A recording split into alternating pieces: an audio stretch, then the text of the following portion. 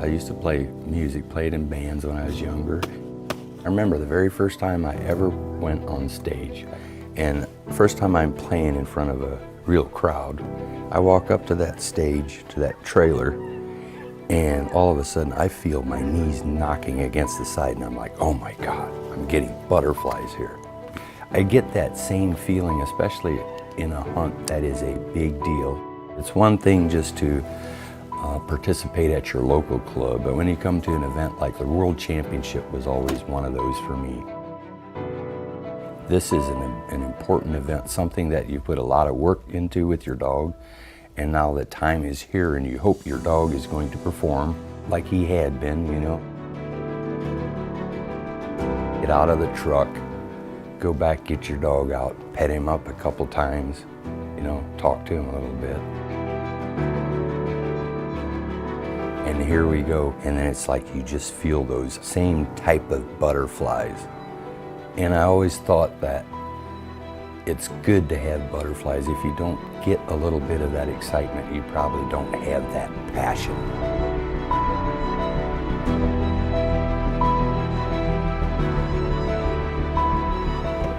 It's amazing how many people you get to know in a sport like this. And there's a lot of sports like that, but just a lot of good people that share their passion for dogs, you know?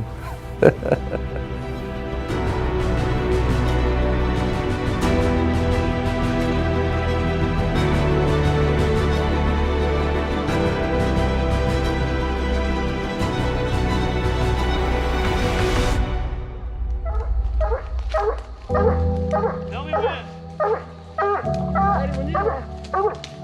You ready?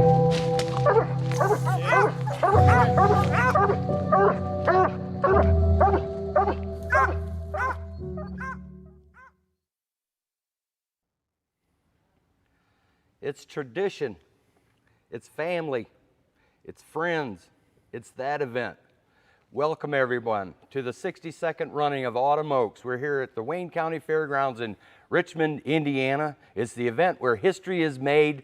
It's the one everybody looks forward to each year. It's that national event that we all look forward to each year, that whether you're a hunter or just like to come to participate, Autumn Oaks, if you like coonhounds, that's where you want to be. It's a granddaddy event, and that's where we are here at the Wayne County Fairgrounds, Richmond, Indiana. Gates open on Sunday afternoon, the week prior. It's a vacation. It's a staycation for some. There's RVs everywhere. It's that time of year again here at Autumn Oaks. My name is Alan Gingerich. I'm the hunting director at United Kennel Club. I'll be here a little bit later. I'm going to bring on my co-partners here, Trevor Wade and Steve Burkholder. But first, I'd like to welcome everybody on behalf of the United Kennel Club, along with our official dog food nutrition partner, UKC. So welcome everybody. Before we get to our main event here, with me here I have Russ Kelly from UKC. Welcome, Russ. Yeah, appreciate you being here. Great to be here tonight. How about we talk a little bit about UKC? Absolutely. All right. You know, in terms of the dogs that are going to be competing tonight, this is a perfect example. These dogs are physically challenged. They're depending on a lot of their senses in terms of being able to hold up out in the woods, but primarily in terms of utilizing their nose to locate their target game, and really in terms of being part of that. While we can't make, I'm going to say we can't make a great dog, we can certainly support those great dogs in their endeavors out in the field. So in terms of the majority of these dogs are going to be being fed a performance line food of which they need, given the energy that they're going to burn and day in, day out. And it's really important to identify the right food for the dog depending upon its energy workload. Absolutely. A lot of these dogs that are here, they train a lot of weeks leading into this event, and nutrition is definitely important, a big Right. part of that whole training process to get here. Yeah. So yeah, let's talk a little bit more about Eukanuba, the science and everything that goes into your into the feed and nutrition. Yeah, certainly we spend a lot of time trying to understand how nutrition plays into a role in terms of performance, whether that be the impact on thermal regulation or how the body temperature is being regulated, endurance.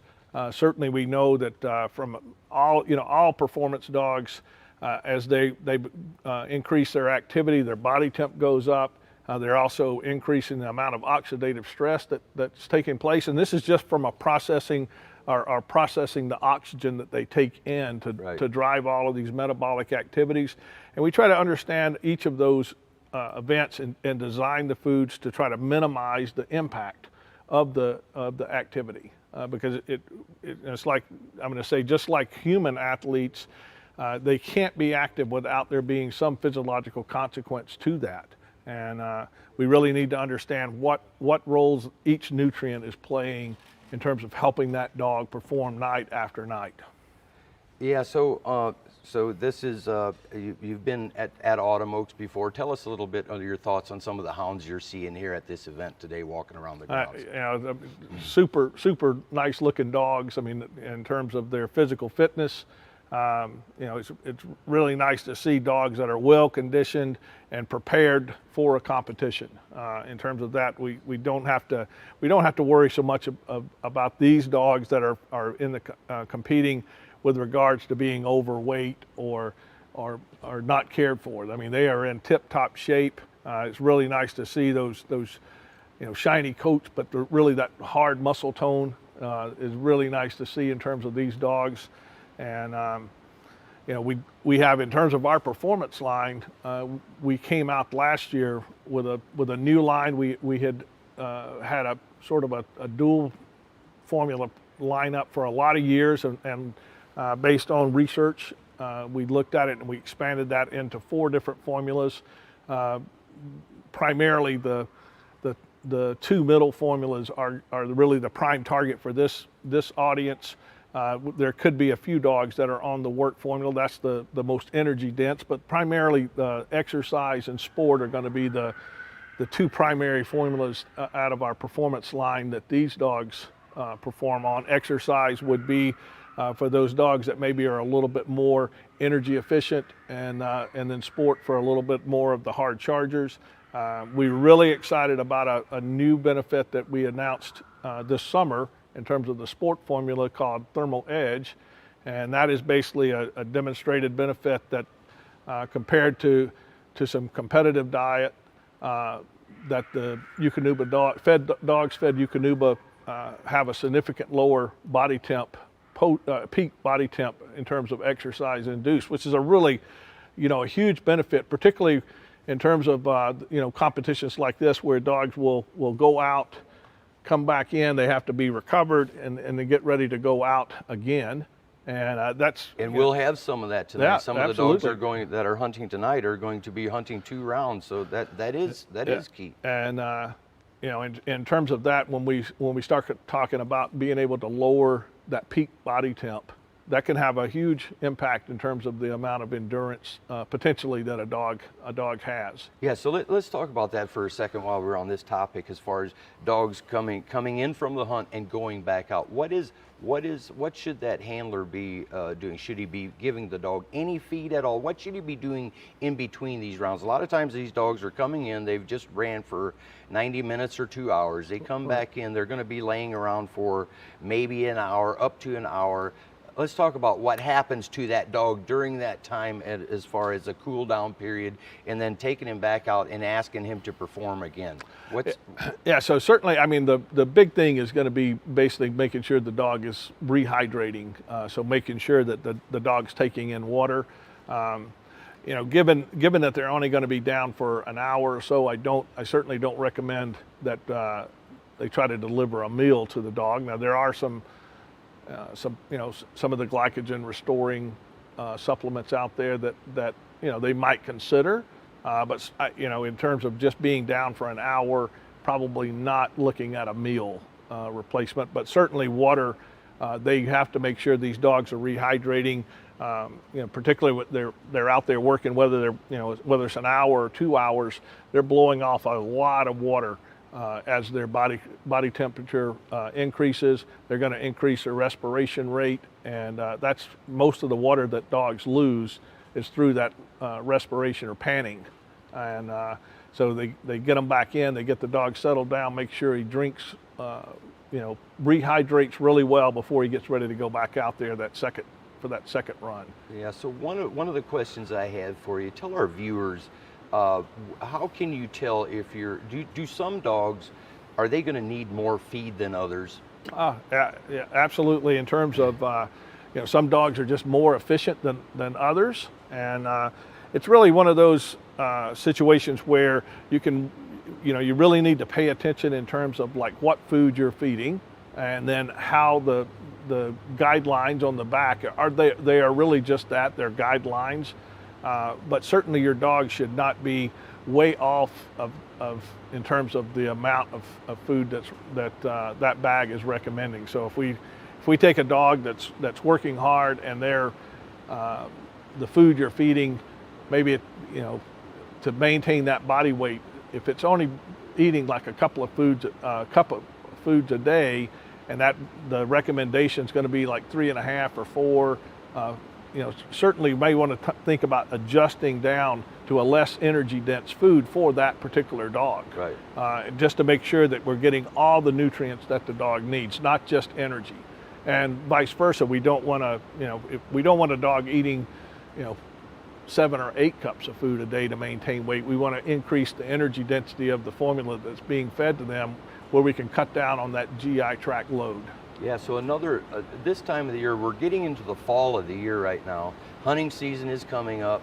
As far as some of the competitions in the competition world, a lot of times in the fall we have, just like Autumn Oaks, we have this event coming up. We've just come out of summer, the hottest part of the year, right, going into the fall, cooler temperatures.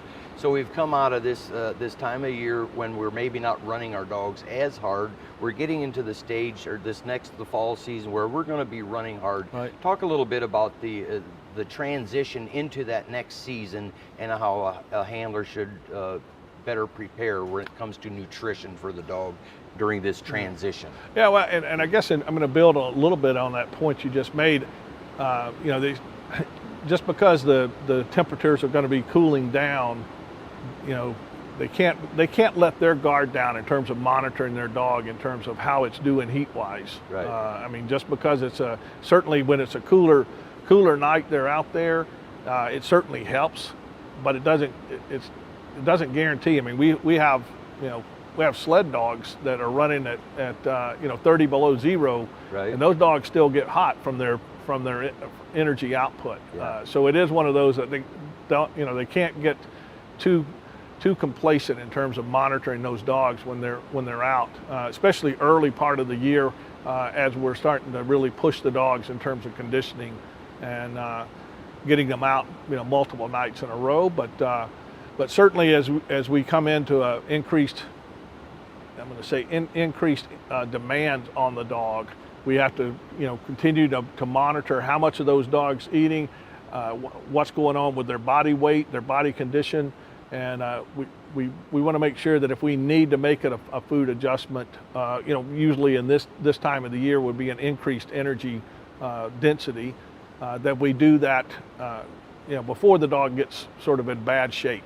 In terms of that, it's a much easier to maintain the dog than it is to recover the dog once it's gotten in poor body condition. Sure. So one of the other things, so we have this hound turned loose out there. He might be out a couple, 3-4 hours throughout the night. We talk about water, how important water is. Right. So they're out hunting in creeks, in ditches along there. They have access to water, mud puddles and things like that. How important is it important for the handler to carry water, personal water, good water, versus the dog relying on drinking out of ditches and rivers and things like that? Well, creeks.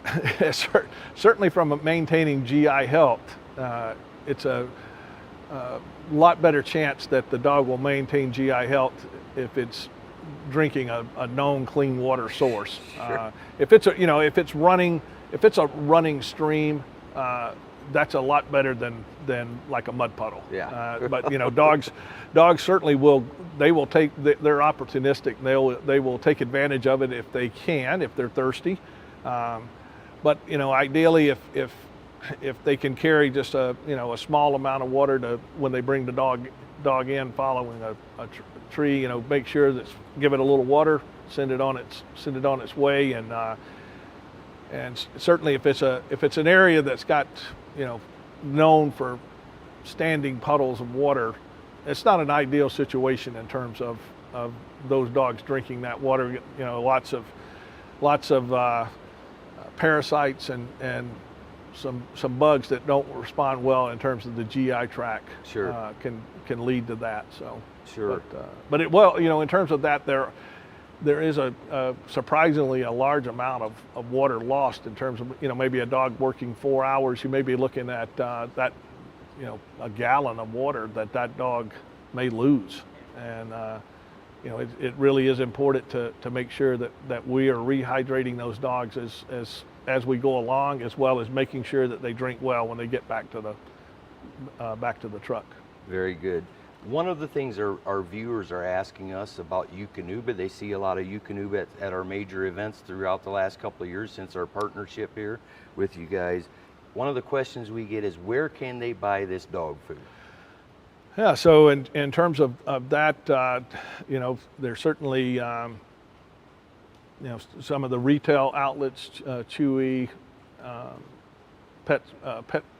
Menards is one. Menards is where I get mine. Menards. Yeah, Menards. Rural King is another sure. retail outlet, and then, you know, depending upon the size kennel they have, if they have, you know, a large kennel, they may reach out to one of the pro member teams and talk about trying to do a more of a pro size type purchase. Sure. And what is the website somebody can go on to learn more about Eukanuba? So www.eukanuba.com. So it's if they can spell the food name and add .com to it, they should be able to find it. Starts with an E. There you go. Right. So. Yeah, in terms of that, we're you know, constantly updating some of the educational pieces on the website. So you know, hopefully they'll go on, take a visit, and you know, basically take a look at our foods. I'm sure that one of our formulas will be a good fit for their dog. Sounds good. We really appreciate you. We appreciate you stopping by here, Russ. Yeah, it's been a pleasure, and certainly it's always good to look at the dogs and visit with them. And I got to play with a couple of puppies this afternoon, so you know, that's always a good thing. So all right, thank you so much for being here. Appreciate it. All right, we're going to go to break, and we'll be right back in just a couple of minutes.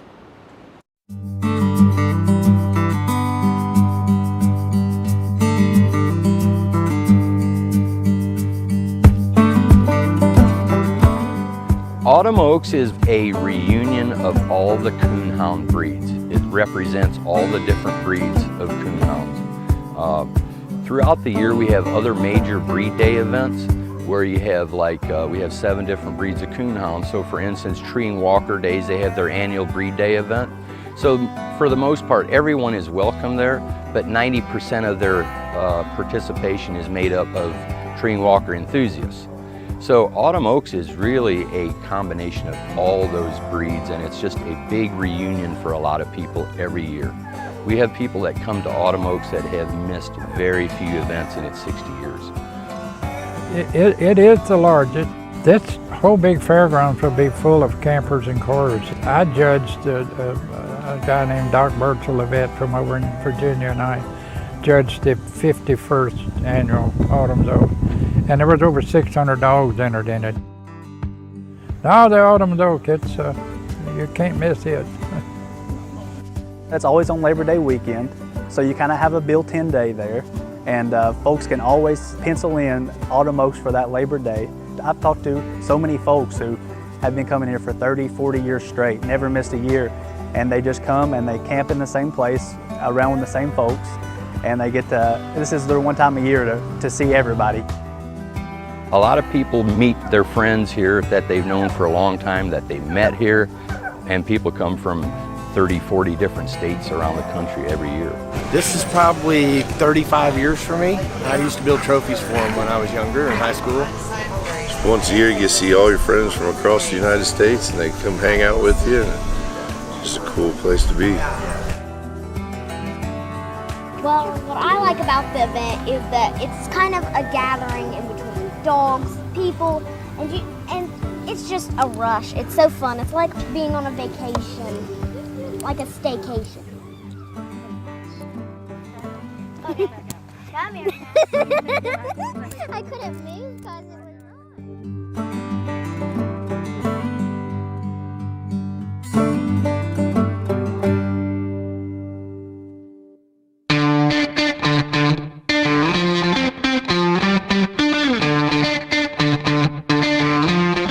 Welcome to Autumn Oaks. Autumn Oaks means to me as a hound exhibitor, the cream of the crop. We're so glad to be here. It's the first place we've been in a year and a half. The people are real nice. The hunting's great. And you get every vendor there is right here.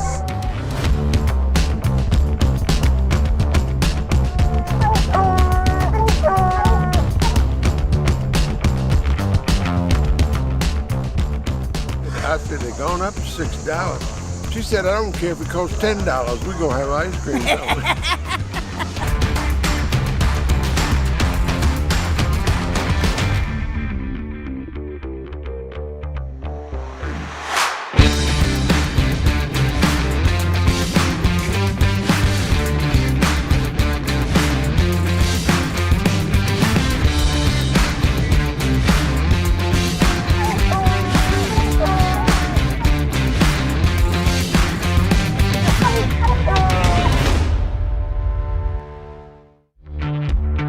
Welcome back, everybody. Sitting here along with Trevor Wade. He is the Coonhound Programs Manager. So Trevor, good to have you here with us, talking about Autumn Oaks this weekend. So let's talk about Autumn Oaks a little bit. Tell us, what is Autumn Oaks? Well, Autumn Oaks, to our Coonhound program, it's one of our premier events. As a matter of fact, we schedule our whole year of events around Autumn Oaks. We schedule everything based on Labor Day weekend. There's no other events on this weekend. It's really special to our Coonhound program, but it's a lot more than that. Not only is it special to us in our Coonhound program, but it's special to the United Kennel Club as a whole. I think it's one of our premier events of the year. Yeah, so that's talk a little bit about personal experiences here at Autumn Oaks. What is Autumn Oaks to you personally?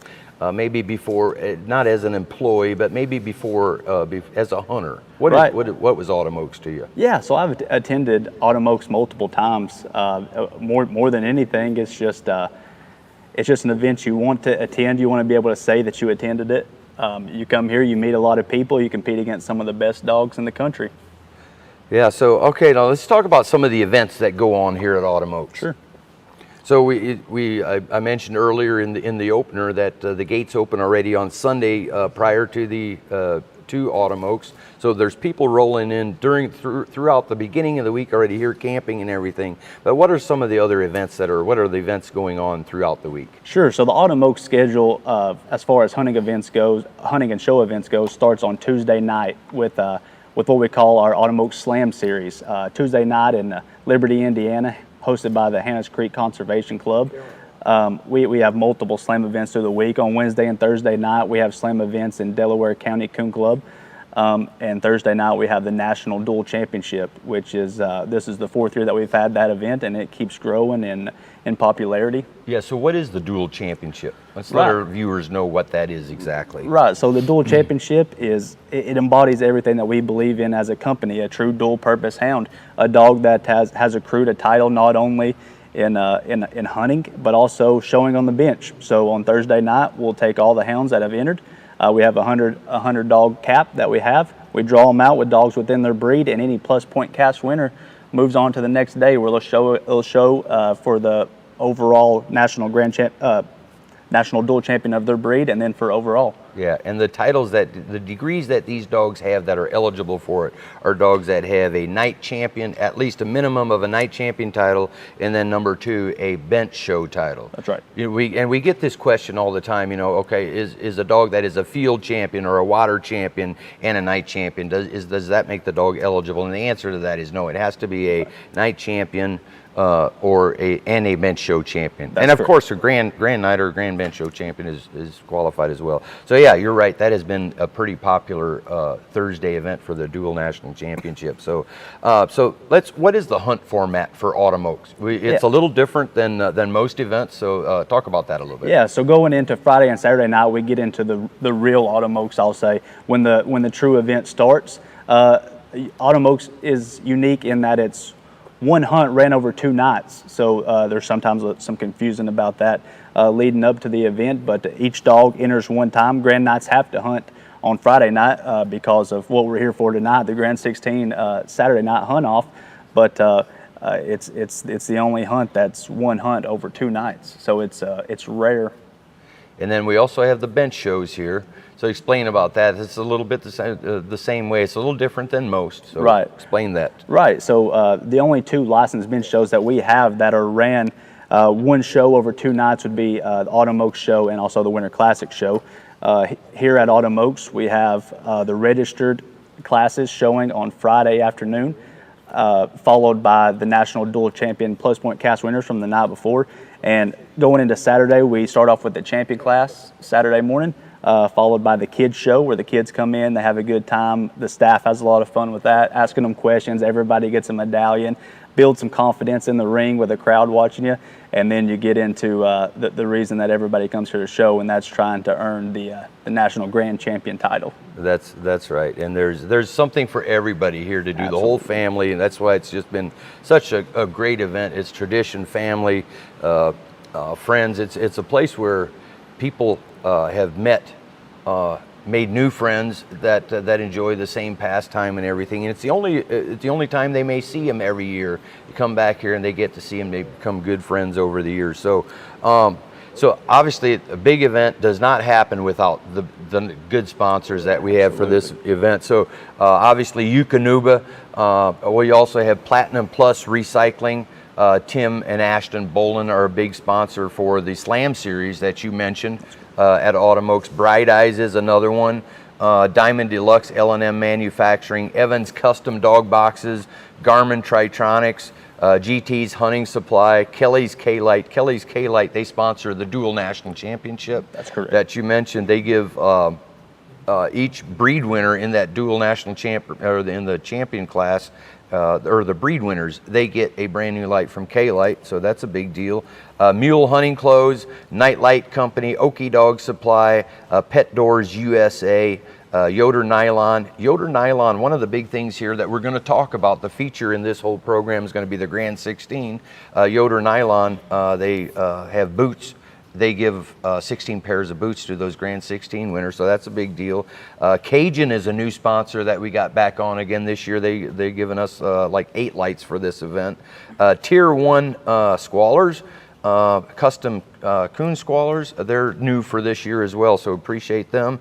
And then also Crystal Lights. So I think Crystal gives 4 lights to those Grand 16 in the Final 4. I believe that's where that goes. So yeah, this is one of those events that doesn't happen without these sponsors that we have. We really appreciate them for sure. So, so what other? Let's talk a little bit. What some other programs that we have at United Kennel Club?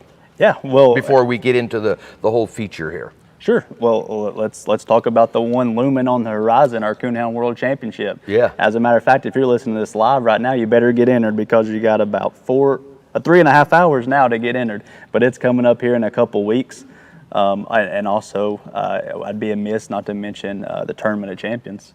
That's right. That's a big one. We mentioned that this weekend again, and there's a lot of buzz about that Tournament of Champions. Last year was or last year was the first year for qualifying for it. We held the finals, the regions and the finals back in April. It was a big hit, and we have a lot of dogs that are getting qualified for that. It's just going to get bigger and better. I think we added another 50 grand to it, so the purse is now $250,000 for the Tournament of Champions that will be paying out in 2022. So that's pretty exciting. Absolutely. That has been such a fun event. You and I both worked on that, and it's been so much fun to work on. Yeah. And just to see the support from the hunters out there that are supporting that is just awesome to see. We're loving it. So another new one that we have, speaking of the Tournament of Champions, that has been so popular. We have our Beagle programs at United Kennel Club as well. The Beagle guys see this and, hey, we want some of this as well. They've been after me for that. And guess what? We have the Beagles, the Tournament of Champions for Beagles, but it's called the Clash of Champions. We couldn't call it the same thing, so we have the Clash of Champions. This is the first year for the Beagle guys to be qualifying for that, and they'll have their first payout for payout hunt next spring. That's going to pay out $35,000 for that. So those guys are also excited about that as well. So we hope that's going to be just as successful, and I think it will be. Another new one is the acquisition of one of the oldest registries, or the oldest registries in the country, and that is American Field. That is a big deal. That was just done very, very recently. If you want some more information on that, be sure to check out our website for more information on that. That is an exciting thing for United Kennel Club. Just some new things at American Field, big time. Absolutely. Big time for us. So we're looking forward to that, and looking forward to some other things on the horizon that we're working on as well. So a lot of good, exciting things at United Kennel Club. So. So with that, we also have Mr. Steve Burkholder over here. Steve, welcome. Man, it is good to have you here. Glad to be here. You know what? We've been friends for a long time. We grew up. I remember one of the first club hunts I went to. Let's not date ourselves, okay? It's been a long time. But there's this little rooster walking around the clubhouse, and I remember that. You're hunting a blue dog. I remember that. You're just kind of... Not much has changed, has it? Well, I tell you, that's I think just it was the old side. it was the old Albion Club. I think is the first night I met Probably, you. yeah. Hanging out with Mackie Mans, hunting those blue ticks. So absolutely. But so welcome here. We appreciate you being here. But let's talk about Autumn Oaks. What is Autumn Oaks to you? Well, I tell you, I believe I was talking to a gentleman today that's actually in the top 16. We're going to get to in a minute. But we actually figured out today that we attended our first Autumn Oaks the same year, and that year was 1994. So been coming here for, I believe it's about 27 years now, and actually started competing in these events in 1990, and finally 94 was I finally got enough nerve up to come visit one of these big hunts. And you know, I'd heard about Autumn Oaks for a couple of years, had never really ventured out to a big hunt. And I remember getting my first Coonhound bloodlines in 1993, and it was actually the episode where it had the world champion on the front cover. And anyways, I seen a lot of Autumn Oaks results from the month before. I ended up getting that magazine as well, and I remember it said it was the event where history is made. And that kind of got the ball rolling that I have to go check this hunt out and see what it's all about. And I remember coming to this event the first time. I understand I was, you know, young, and rolling in here and just seeing the vehicles and the people. As a young man, I mean, there was jitters. I mean, I wasn't even hunting in it. I was nervous walking around. And, you know, a lot of these guys I had seen in the magazine for a year, and these guys are all hunting in here. And I remember coming here back then. I believe they did we stayed until Sunday morning, and through the whole awards program or whatever. But that's where that gut burning desire become to start, you know, preparing to come to hunting this event. And you know, for many years afterwards, you know, this event is one of them that you come and different from really any other event. This is usually one event that everybody tries to make. And for a lot of us, this is the only event where you may see that person for the whole year. And this is where a lot of friendships started, and it's been going on now for 27 years. So it's just been, I love this hunt. I love this atmosphere. You know, every year you come back, it doesn't matter how, if you get older or whatever, them jitters are still there. So absolutely. So yeah, you're talking about jitters. You've hunted some good dogs throughout the years. You've been very lucky to have some good dogs. You Very started blessed. hunting blue ticks, and some of the dogs that I remember that you had back in the day was obviously you hunted Old Droop Jr. or Old Droop was Yeah. one of them. Another one. That one of the toughest dogs I remember in our neighborhood, in our neck of the country, northern Indiana, was Droop Jr. Yeah. And the one thing, we lived just far enough away, it depended on what club it was, we might get to draw each other. But if sometimes we're both guiding. And quite Oh, yeah. frankly, I appreciated when you were guiding and I was guiding. I didn't have to worry Yeah. about, but he was a fun little dog. I'm Yeah. telling you, so you really cut your teeth with Droop Jr. Well, tell us a little bit about him, yeah. and you won a lot of hunts with that little dog. Yeah. Well, I tell you, I'm going to back up just a little bit. So in 1996, the first grand night that we ever hunted at Autumn Oaks was his sire, and called Droop, and we actually won National Grand of Breed that year, the first year that we hunted him here. So if the bug wasn't bad enough then, it got a whole lot worse when we got home from that hunt.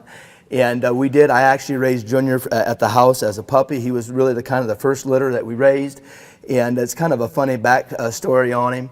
He was the ugliest pup in the litter, and I tried to give him away different times and couldn't. He had a crooked tail, and I remember that. Yeah, I and remember so that. finally, Mike Parrish, friend of mine, come down. I'd promised him a male, and of course he comes and looks at these two males, the only two males in the litter, and one was a beautiful puppy over here, and he had his boy with him, and here's this old, ugly. I'm not saying ugly, but it was just the way it was.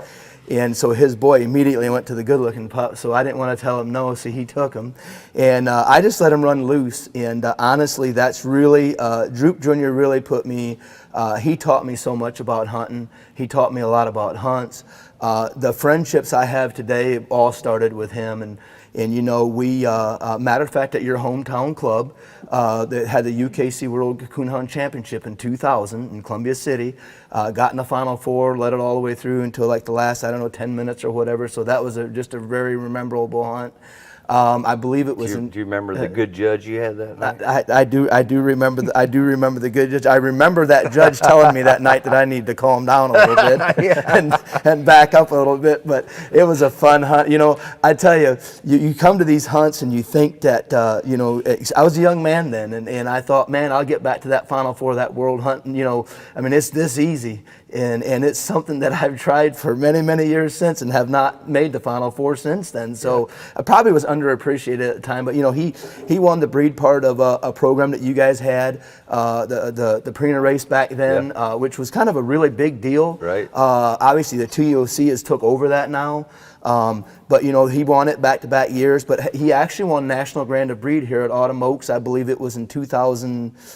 Don't quote me the year on it, but I'm thinking 2002, 2001, something like that. He won National Grand of Breed here. Yeah. And a very competitive cast. This is just what memories do. I ran into 2 out of the 3 guys that was on that cast that night hunting here at Autumn Oaks this weekend, and they brought up the cast that we was in. Yeah, So yeah. he was a fun dog to hunt, and he really. It's them kind of dogs that all these guys that come here and compete that put you on the map. You mentioned that what it means to have placed here, and I've done it here. We're not here to brag about ourselves or whatever, but we have found a little bit of success, and we kind of know what it feels like, and it does. Standing up here on representing your breed on Sunday morning, it is a big deal. It's one thing about prizes and money and all this and that. Those are all good, and we need them. But there's recognition is huge to a hunter, is it not? Well, I tell you, people will in time will forget that, maybe the prizes that come with it and that stuff like that. But it's the good dogs always never are forgotten. And I know, even today, I think it was in 2003, I believe, I had made a couple partnerships on dogs, and where this hunt really took another another amazing event. We had a little female that I owned with a couple partners, Shane Groves and Eric Word, and a bunch of us young guys. We was working together and hunting together and stuff, and we just having a lot of fun. And we had a young man that grew up as a little boy right around the corner from me by the name of Tyler Sturry. And I remember his mom and dad would let him go hunting with me when he was 3, 4 years old. He'd get on my shoulders, you know, when he got tired or whatever. And I remember he wanted to hunt Autumn Oaks. And we had 3 or 4 different grand nights, or 5 grand nights that we was all bringing or whatever. And we had this female that we wasn't even going to bring. And Lou, was it Lou? Yeah, Lou. I remember. And he come down about a month before that hunt, and he said, "Hey, I want to go hunt Autumn Oaks." And he was just got his driver's license, and he said, "I want to go hunt Autumn Oaks. I want to hunt grands." And he was 16 years old, and I said, "Well, you're gonna have to get her in shape. You know, the only thing we got is Lou." And of course, we're all hunting what's hot, you know. I mean, we're, you know, hunting all the rest. Anyways, I remember him coming down, and he hunted her almost every night, and he was running her with a 4-wheeler and never had to put a lead on her. And they come through the hayfield, and she'd come and flop down on the grass. Tony Ford was staying with me at the time, and so he really put a lot of work into her. And we come to Autumn Oaks, of course, we're all, you know, we think we got, you know, what it is or whatever. And there was a few of us want to cast, but never got on that hunt or whatever. And I remember vividly Tyler called me. This was back before you had cell phones and you had the flip phones and stuff. And he calls me, and he'd won his cast with a big score, and didn't know where he was at. And I had to run out to the truck while I'm on the, he stopped and on the phone, and I had to map out a way. I'm writing it down, and he's writing it down so I could navigate him to come back here, to get back here and before deadline. But I remember sitting right over there, and they brought all the breed winners in or whatever. We didn't know, you know, back then they didn't announce until they just said it. That's right, they didn't. And you know, so they let you know that you won your breed, but you're going around, you're asking other people, you know, what their score was. Nobody's talking or whatever. And I remember like it yesterday when they announced that she'd won the overall Grand National of Autumn Oaks, and just that feeling. It's a feeling that you just can't explain unless it happened to you. And here he was, 16 years old, and you know, us as, you know, it was just it's just an unbelievable feeling to get that kind of a part of, you know, that kind of a part of the history of this hunt. It is, and isn't it just great as a hunter, somebody who enjoys competing with their hounds, to have these platforms for some of these major events that we have today. You know, back in the day, there weren't nearly as many. There's a lot more now, you know, but there's just, let's talk about that. What does that mean? What do these major events mean to honor? What does it do for the sport? Can we have too many? I don't think so. You know, you know, back then, or even through the years, you know, Autumn Oaks was really the prelude to the, you know, World Championship. The World Champion. You know, you come to Autumn Oaks and you hunt Autumn Oaks, and you prepare hard to get ready for Autumn Oaks, and then, you know, if you won, it was great. If you didn't, you know, the World Hunt was looming 2 weeks after. And you know, hey, I still believe that the World Hunt today is still the most prestigious hunt to win out there. Nobody forgets a world champion. That's right. That's just the way it is, and you know, that goes on your dog's pedigree. That's stamped on that dog, and you know, to people, you know, good dogs speak for themselves. You don't have to brag on a good one, and we all know how hard it is to win that world championship. So it was always coming here was a big hunt, but it was always a prelude of what was coming 2 weeks. You know, I look at this weekend. I think there was, you know, I don't know how many of you know, several dogs that hunted here. But I guarantee you, there's a lot of them that are headed on their way home, you know, because not everybody win. But really and truly, they're going home, and there's still that excitement and that jitter there, because 2 weeks from now is when the granddaddy of them starts. And yeah, they're, you know, they're getting right back, getting that dog right back in the timber, absolutely. Getting ready for the next one. Absolutely. You know, this is kind of Autumn Oaks is kind of well, of course, it's changed now over the years. I love the format that they have here. I know we're going to talk about that in a minute, but the format that they have is just incredible. You know, back in the day, it was more of it was kind of like playing poker, honestly. I mean, it was more of a crapshoot, because, you know, the guide made a big difference and stuff. Now it's kind of took that out, where the consistent coon dog has a real legitimate shot at winning this hunt. And that's what as a hunter, that's what you want, that you know you got a legitimate shot as anyone with a good solid dog, you know. Yeah. And then, of course, now, you know, it's leading into the TOC, you know, and you know, I know you guys. Yeah, let's talk. Let's have your thoughts on the TOC. You and I talked a whole lot, and you know, the TOC was one of them that it was in the works for a long time. It didn't happen as quickly as we were hoping it would, but we did talk to a lot of the hunters about this, and got feedback from hunters, and you were certainly one of them that was very influential. What are your thoughts on it? You've seen the success it's had early on, and I honestly, you set the bar high. You kept telling me, Alan, you're going to have this many dogs. I'm like, okay. I'm trying to be humble about it, but you kept telling me, and I got to tell you, you were right. Yeah. I didn't think it was going to be as good as it was, or supported as well as it was early on. But you were right on target.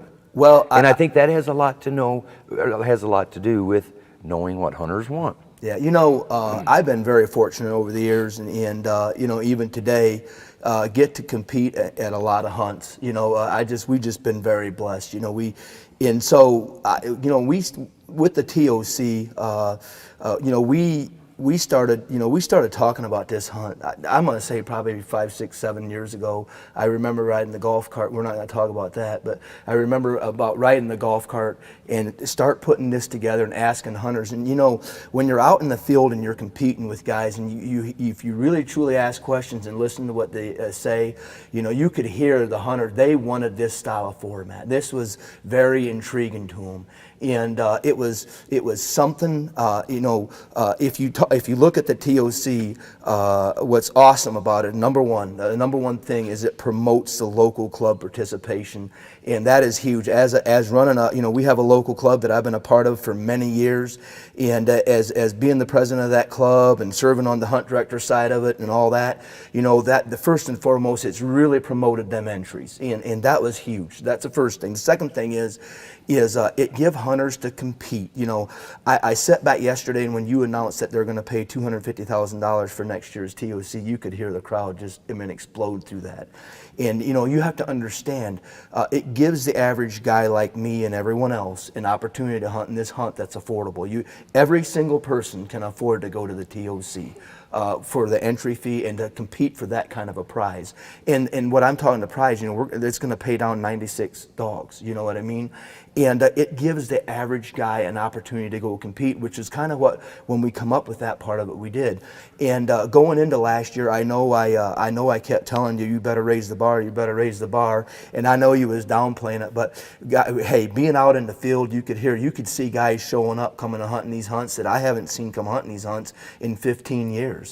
And even this year, the same thing. And that hunt is going to continue to grow. It's an incredible format. It's the way the qualification works, what it brings to the field. It's exciting. I believe that if you're not, if you're watching this and you're not qualified, I can't begin to tell you how many of our friends told us that wasn't there, that man, they really missed out, and it didn't matter if there was one hunt they was going to get qualified for the following year, it was this hunt.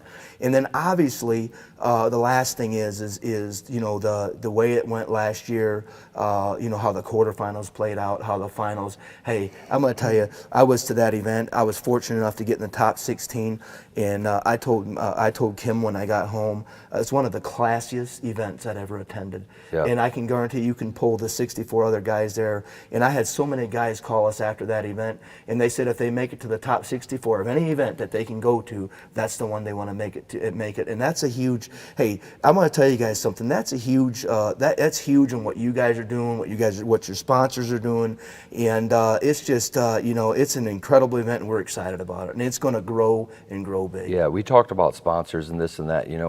Trevor and I got a lot of credit for that. The hunters kind of see us at the forefront of a program like that. And Trevor will tell you the same thing. We have a lot of people behind us on some of those programs. Same thing with all the events we have going on here.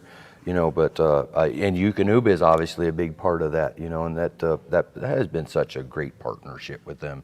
I had Russ Kelly on earlier. Last year was kind of the year that it was 2020, their first year. Now this year we're starting to see a little bit more of that. But the TOC was one where they were very visible, and now they're here at Autumn Oaks again, and it's just good to have, but you need partners, sponsors like that to be able to bring a program like that to the bring it to that type of level, or bring it to that level. But So, but anyways, so let's move on. We're here at Autumn Oaks. We're going to feature the Grand 16. Trevor, let's talk about the Grand 16 a little bit. How did we come up with the Grand 16? I know that was a little bit before your time, but I know you're a history guy too, and I know you've got your notes on how this all happened.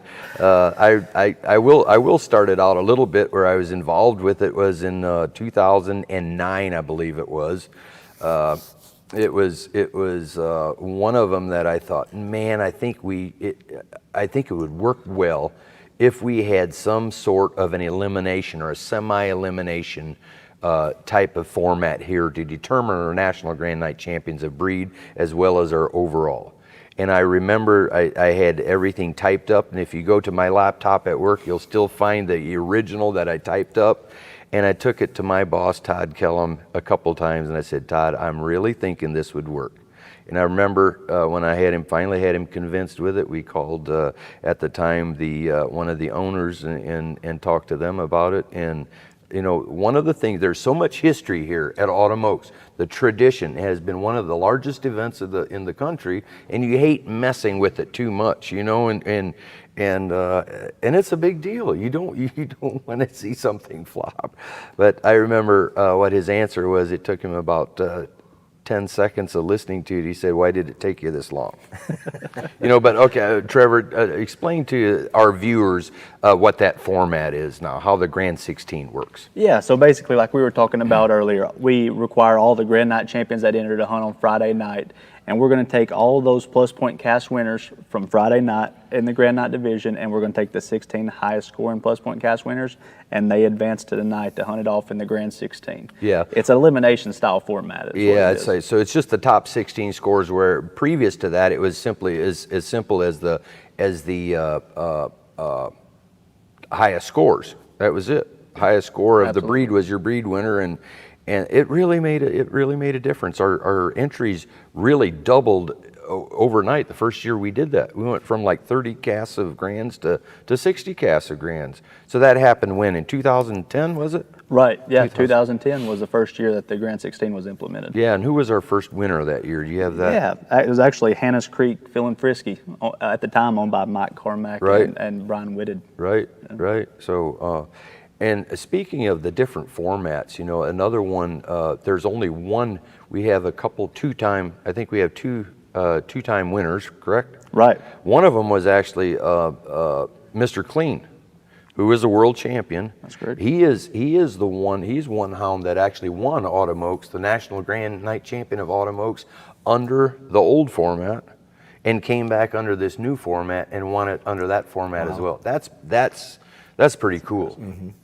And he's the only hound to have done that, but I think that's pretty cool. So all right, with that said, we are going to take a short break, and actually we're not going to go to break. We're going to get into the whole Grand 16 for 2021. So we have those, we determined those dogs this morning.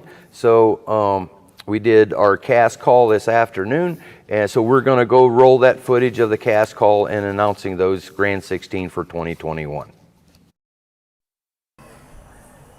Okay, judge and guide on cast number 1. Guide is going to be Peyton Tinsman. Judge is going to be Cody Carter. Dog number 1 is going to be Awesome's American Gangster. Carter Malpin, come on up. Next dog, Nick Imel with Johnson Creek Gabby.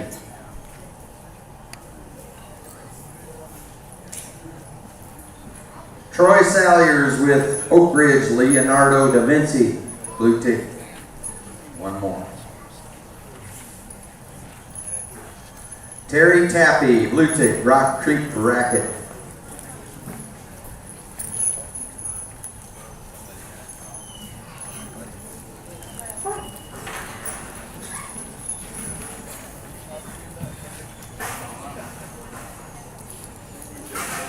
All right, that is going to be cast number 1 right there. Gentlemen, good luck to you. Get over here to the right, get your photo taken. See you back here at 8 o'clock to go hunting. All right, cast number 2. Your guide is going to be Mike Lester. Your judge is going to be Zach Vaught. First dog is going to be Trevor Hack with Heat Seeker Unleash the Kraken. You guys are doing a fantastic job. Eddie Anderson with the Plot female, West Kentucky Plot Miss Kitty. Sat by each other earlier, stood by each other now. Dustin Feaster with Foggy Mountain Stone.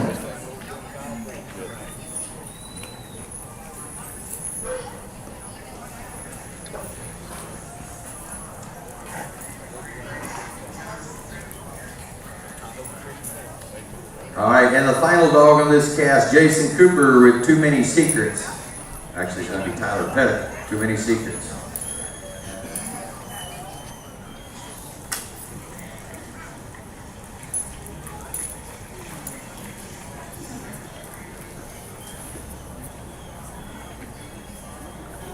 All righty, there we go. Good luck, gentlemen. Hang a hard right, get over there, get your photo taken. Come back here at 8 o'clock tonight. All right, cast number 3. Danny Tinsman will be the guide. Judge is going to be Jason Smith. Need a treating walker. Chandler's Old Jake, Austin Chandler. Need Matt Lingo with the blue tick, Rock Creek Country Club.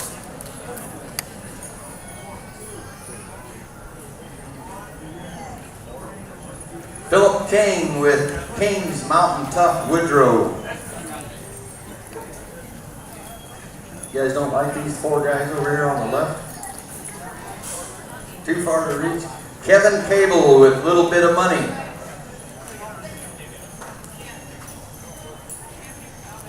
Not here.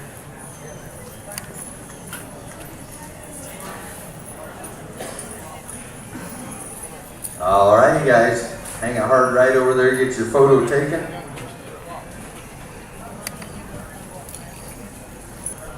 All right, guide and judge on this cast number 4 is going to be, guide will be Kane Fultz, judge is going to be Jeremy Kidd. Need Evan Bushler with Bushler's Boat.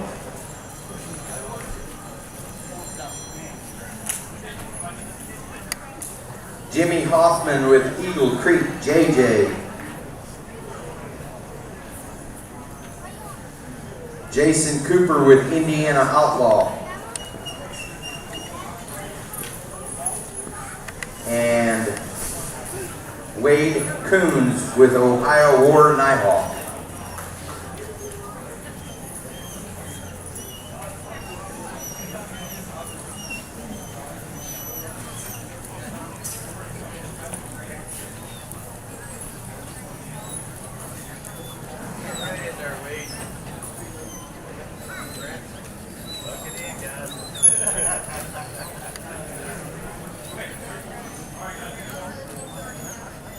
Alright, good luck, fellas. Hang a hard right and get over there and get your picture taken. We'll be back here at 8 o'clock.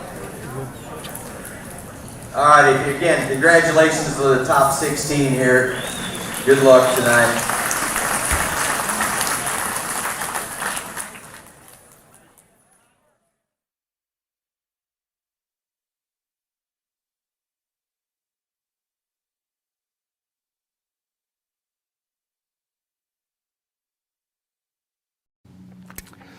All right, welcome back, everybody.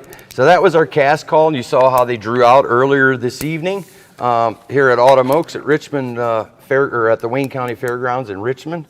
So cast number 1, we had the American Gangster drew out in cast number 1.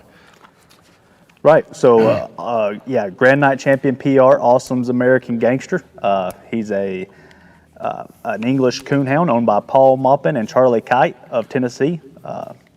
He's out of sired by Grand Night Champion Hard Time Awesome, and his dam is Night Champion PR Sinking Creek Red Hot Ginger. And you said how old is the dog? The dog is turned 4 years old this year. Yeah, so we have Carter Maupin handling him, the American Gangster. This is a dog that's really been on a hot streak as of late. He's been winning quite a bit with him. Carter has. He's had a few other handlers, had him in other hunts, and he's really coming on, getting into these fall events here. This dog is he's one to look out for, and he's rose to the top so far here at Autumn Oaks, kind of true to character of what he's been doing here in the last month or so. What are your thoughts on this dog? Well, I tell you what, I've hunted against Gangster, and actually hunted against him a couple different times. And Carter was actually hunting one of the nights that I did hunt with him. And he's going to be a handful. He's a good, solid dog. He likes to be by himself from what I seen the night that I hunted with him. Goes hunting with him. I talked to Carter today a little bit, and kind of asked him about the history of the dog a little bit, and kind of a funny backdrop on it. So his dad raised him as a puppy, and his brother started him. And about the time that he got going good, they sold him. They actually sold him twice and bought him back. And he said he didn't think this time that he was going to go anywhere. His brother kind of wanted to hunt him, but he kind of got the job on it or whatever. And I was talking to him about his cast last night, and they had a close cast. They actually had a really close cast, probably one of the closest ones in the top 16. He led it all night, and he said right at the very end of the hunt, with about 5 minutes or 4 minutes left to go, a dog come treed. The hunt ran out. He didn't get treed, and if they walk in there and find a coon, he loses. And they walked into the tree and shined it, and it ended up being circled, and that's actually what got him to get here tonight. And I asked Carter, he's a little bit younger guy. I asked him, was the heart a pumping? And he said, I have to say, it was pumping harder than what it normally does. So he's excited to be here. I think this dog he's got a good shot at doing real good. He made the top 64 of the TOC last year. He's going back. He made the top 64 of the TOC last year. He's going back to the World this year. He's also qualified for the TOC again. So I know that's a couple of the hunts that he said he was really looking forward to coming back to. So yeah, absolutely. He is actually owned by by Carter's dad, Paul Maupin. That's correct. Yeah, from Chucky, Tennessee, and then also Charlie Kite. Charlie Kite he's been a long time English man, lives down in Florida. Yep. So and just a good guy. Both of them are good guys. And Carter's a young man, and he has become a very excellent handler. Oh yeah. So he's one of those young handlers we're going to see around for a while. And he comes from your neck of the woods, actually. Yeah, that's right. Both Carter and Alex, two guys that keep up a lot with when they're from your area. When they go to the major events, you keep track of them, and those guys always find their way to the winner's circle. They do. And one thing that I'm seeing here with this, the sire is Hard Time Awesome. Obviously, that was he has been a great reproducer here, and Awesome's actually got a couple offspring here in the Grand 16 this weekend. And I tell you, Alan, I hunted against Awesome a couple of different times, and these dogs are getting it on us because he was a good hound and won a bunch, and he was tough to beat. So absolutely. Yeah. So the next hound, Johnson Creek Gabby. Yeah, Grand Night champion PR Johnson Creek Gabby. It's a tree and walker female, 2 years old, owned by Nick Immel, bred by Nick Immel, handled by Nick Immel tonight out of Bluffton, Indiana. That's pretty neat to have an owner, breeder, handler like this. That's got to be huge here. Your thoughts, Steve? Well, I've known Nick for a long time. I remember when Nick first started hunting these hunts, and I realized real quickly that he was going to be tough to handle because Nick did one thing that a lot of them don't, and that's he hunts. He's a hunter. And early on, he hunted a lot what he raised. And a little backdrop on this female. I hunted with this dog's mom a bunch. Competed against her a bunch. A little female called Abby, and just she's won a ton everywhere. But I'm gonna even go a step farther. What makes this hound special for Nick? I talked to him today. Is he actually owned Abby's mom and dad and made them both grand in UKC. So he got them. He got them both as young dogs and finished them out and made them grands too. And then he another thing he kind of interesting. He he actually got started into hunting by a couple of people that I've got to know well over the years, and I'm sure you do. Ned Myers used to hunt for Ron Wigman some, but Ned started him, and Justin Smith started him hunting too. And Nick's competed a lot in a lot of different hunts, and he's definitely no stranger on how to start one and how to get one ready. And I tell you something else, I would have never thought about this. Nick's been very competitive over the years or whatever, but this is his first time hunting in the Grands here at Autumn Oaks. Yeah. So he was pretty excited about that. So he said that last night they had a good hunt. She treed 3 off to herself and one with other dogs that they had actually struck right out of the truck. So I would say that if she kind of looks like that tonight, she could be a tough little female to beat as well. Yeah, and matter of fact, he just finished her out to Grand Night to be able to compete in this category here either last weekend or the weekend before. It was last weekend. Last I remember him saying that, yeah, and he actually had to double up. At a hunt that he went to, so at a doubleheader. At a doubleheader, so that's all paid off for him, big time. And you know, just like you said, he is a hard hunter. You know, and getting those, he's going to have his homework done. You know, one thing that I noticed on this on Gabby as well is the sire here again, Schooner River Fred Bear. Daniel Wilson up up north in northern Indiana is the owner of that dog, and that sire has produced. He is a reproducer. He's throwing a lot of nice dogs, and Gabby here is obviously one of those. Yep, absolutely. Fred Bear is. I've hunted against a lot of them, and they have one thing in common. A lot of them are coon treers, and you got tree coons to beat them. And he most certainly, Daniel Wilson, younger guy again, coming into the hunts long after me and you, Alan, but most certainly has an awesome stud dog there. And he's definitely through some really nice dogs. Yeah, for sure. Absolutely. Nick, he's just a great guy too. I'm telling you, he is. He's a lot Can't of help fun but like that guy. He's a lot of fun to hunt against, absolutely. Sure. So, all right, next dog, we have a blue tick on this cast. Trevor, what's up with the blue tick? Yeah, so it coming in on this cast will be Grand Night Champion 2, Champion Oak Ridge Leonardo da Vinci. Leonardo da Vinci is a blue tick male, 5 years old, owned by Troy Sawyers and Jerry Carter in Indiana. He's going to be handled by Troy tonight. And Da Vinci is out of Grand Night Champion Goodson's Rowdy Bocephus and Grand Night Champion Oak Ridge Blue Little Lou. Perfect. Steve, what you got on this dog? You're the blue tick expert here. I tell you Surely something. You know something about this dog. I do, and I've actually, Troy was one of them guys that we was out there talking today when I was asking him about Da Vinci, and we actually attended our first Autumn Oaks the same year. Really? You and Troy did? Me and Troy, we both, our first Autumn Oaks, mine was 94 and so was his. So I know he shared with me today that winning this hunt has been on his bucket list for a lot of years. And, again, this is another really a backdrop on this dog. Bocephus obviously is just, he's through some amazing dogs. I obviously, as a lot of people know, I had a dog called Big Country that was off of Bocephus, and that it was just a hound that I enjoyed hunting. But actually Troy he took his female and bred to Bocephus, raised 3 pups out of that litter. 2 of them didn't make it. This was the only one that lived. Troy don't normally keep a pup. He was going to actually farm out a couple pups and get one back, but this is one that he kept for himself and started. And this dog is not a stranger to this hunt. He had him in the top 16 2 years ago, and then got beat out early, and said he's kind of a big hunting dog. He said that they had an unbelievable cast last night. They scored on 8 coons. He said it was tight all the way to the end. Wow. And he said it could have went either way. And he just kind of finished up with to win this hunt. On raising him from a puppy. Obviously, the dog now is 5 years old. It would be it would mean everything for that, and I can understand that. So absolutely, and I tell you guys, I think he's got a good shot because again, he's been here, he's done that. It's hard to experience is hard to beat, and the older them dogs get. As we know, 5, 6, 7 years old, they have to they're not as apt to make mistakes. Right.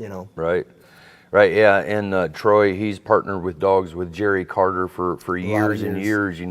Jerry kind of seems to be the truck man. I've known those 2 guys forever, and where you see Troy, you see Jerry, and where you see Jerry, you see Troy. But it's always Troy hunting the dogs. But and there's some good fellers, and they've had some nice blue ticks over the years for sure.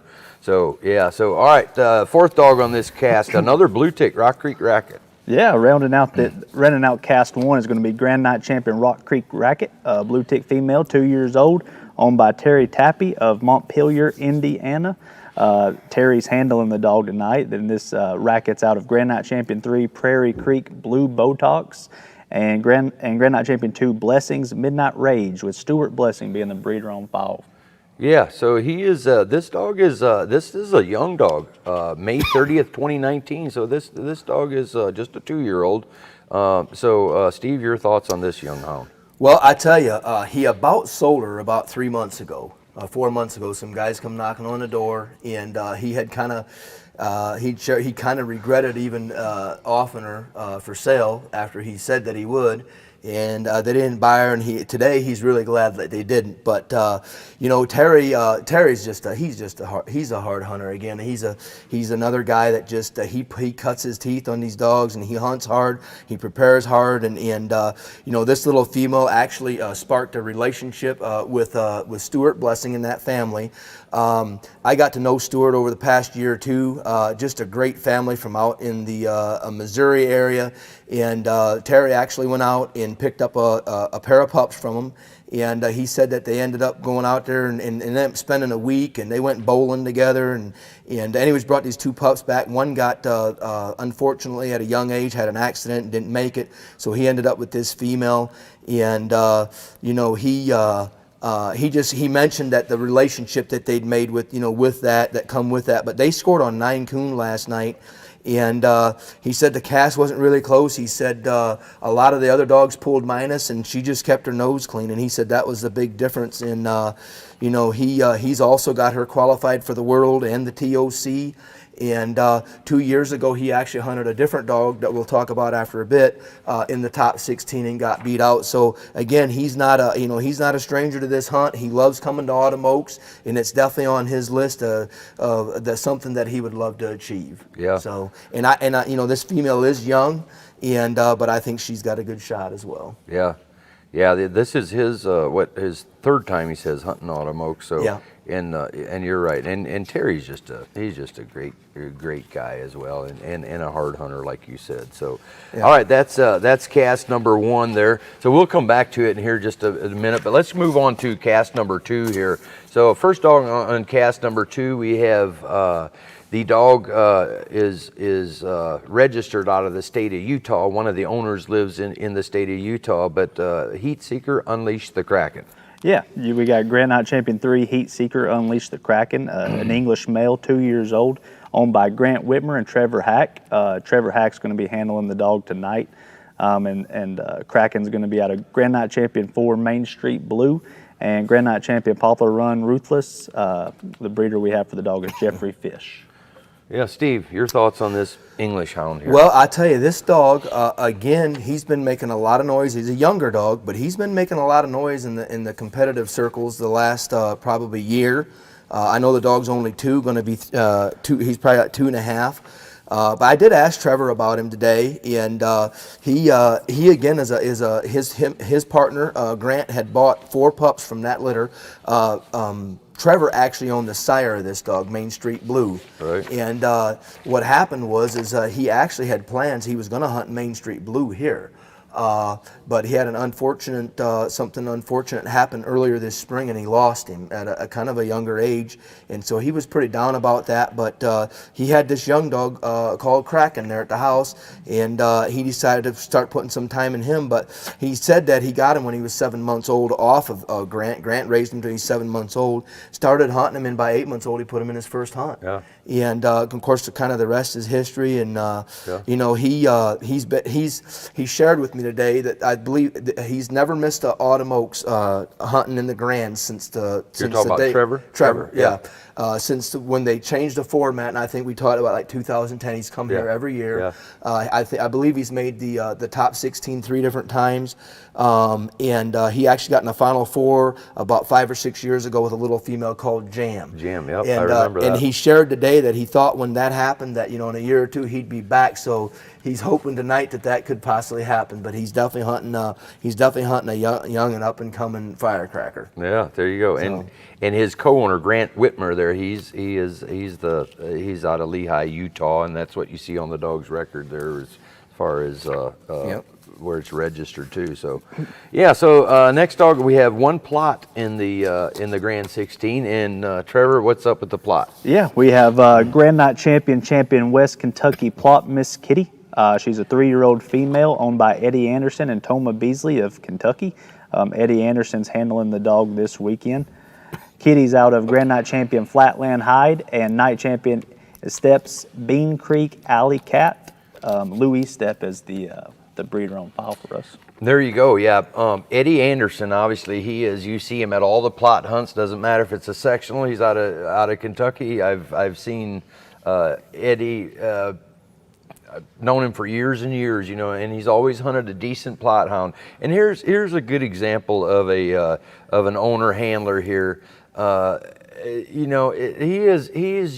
is just a die-hard coon hunter.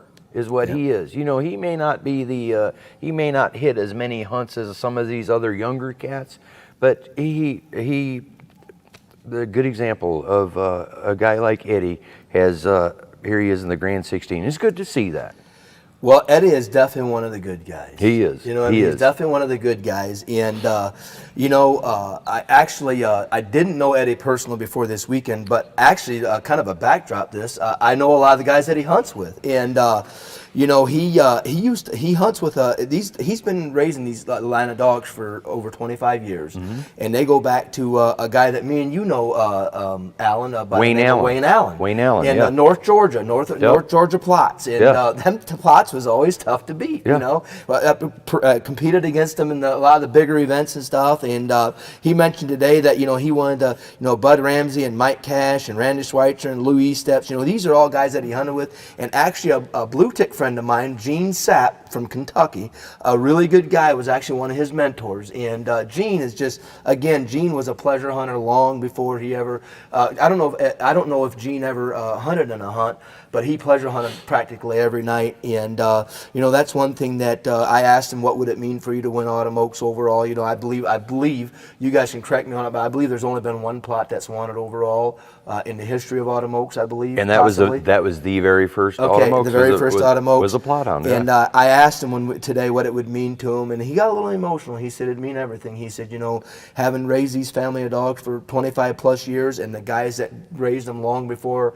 I come into that part of it. And but he said, honestly, it would be great. But he said, at the end of the day, I really enjoy the friendships and pleasure hunting. Yeah. And that's what drives me to do it. Yeah, so that's Eddie. He's obviously a hobby pleasure hunter first, and first and foremost, he says, one interesting thing about last night in his cast, he had 4 different breeds in the cast last night, and his dog treed 3 singles. Yeah. And that's neat. That's one of the things you get sometimes when you come to Autumn Oaks, and that's kind of cool to hunt against different breeds. But to have 4 different breeds, had a really good cast. Yeah, and to have 4 different breeds like that is just pretty neat like that. Oh, yeah. So yeah, old Eddie Anderson. That's good to see him in there. So the next dog in cast number 2, we have Jason Cooper with a dog named Secret. Yeah, Grand Night Champion 2, Too Many Secrets. She is a 5-year-old female tree and walker owned by Jason Cooper and William Cochran. Tyler Pettit's handling the dog this weekend. Secrets is out of Grand Night Champion Wipeout 3 and Night Champion Mini Balls, and the breeder on record is William Cochran. Yeah, so Steve, your thoughts on Secrets here? Well, I tell you something. As many people know, Secret, her win record kind of speaks for herself. She comes out of the Wipeout 3 dog that has just reproduced some, many big time winners and many balls. And matter of fact, I have a good friend of mine that doesn't live too far from the house that hunted her when she was young, and she wasn't too shabby herself. They ended up raising some pups off of her or whatever. But I know that Tyler, in talking to him, I know that he said that they scored on 5 coon last night. She treed 4 of them, and he said it's not very often that you get the opportunity to hunt a dog of the caliber of Secret. And obviously, as we know, I believe she placed in the Final 4 of a world hunt, maybe she did a few years ago. A couple of years ago, and, Greencastle, Indiana. And he said that Jason had contacted him about hunting her. And he said once I got my hands on her, he said I don't know if he's going to get her back or not. So Yeah. I think that she's obviously poised to make a run at this. Yeah, let me correct that. It wasn't Greencastle, Indiana. It was in Ohio. Cardington, Ohio is where she was in the Final Four up against J.R. Gray's Willie dog. Willie won it. She was in that cast. And to talk about Tyler Pettit a little bit, he was actually in the Final Four last year with a different dog, Bodacious Bobo. So 2 years in a row for him in the final. Yeah. In this event, making it this far. Yeah, and Tyler's been handling Secret and hunting her quite a bit in the last year or two, and he likes. She's a hard going dog, and he likes that type of dog. But he's a younger guy, but he's a veteran too. He is. He knows how to get one right. He knows what He is definitely he definitely knows what it takes to compete.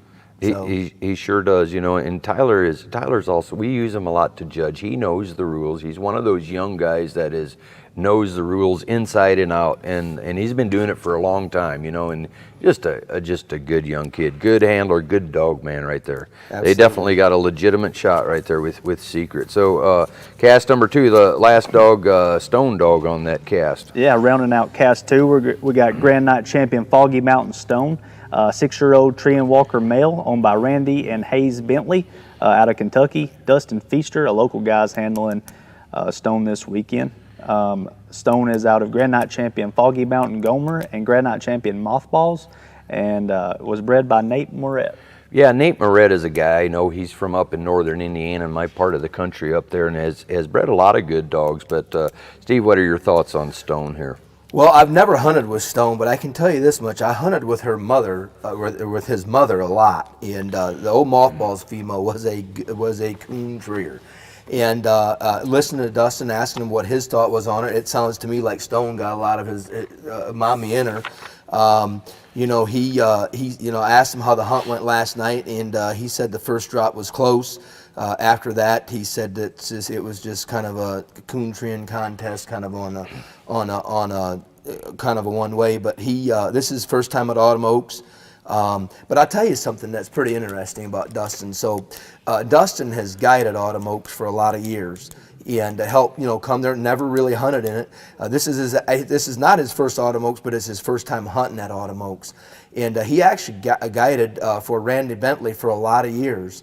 And this year, Randy, it was kind of a pretty interesting story. Randy actually asked him if he would take and if he would hunt Stone for him at Autumn Oaks. And of course, Dustin took him up on it and got the dog up here, started hunting him.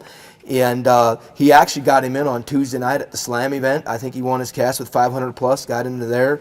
But he did share with us that he said, I kind of explained to Randy, the dog's not going back to him. The dog's going to stay at my house.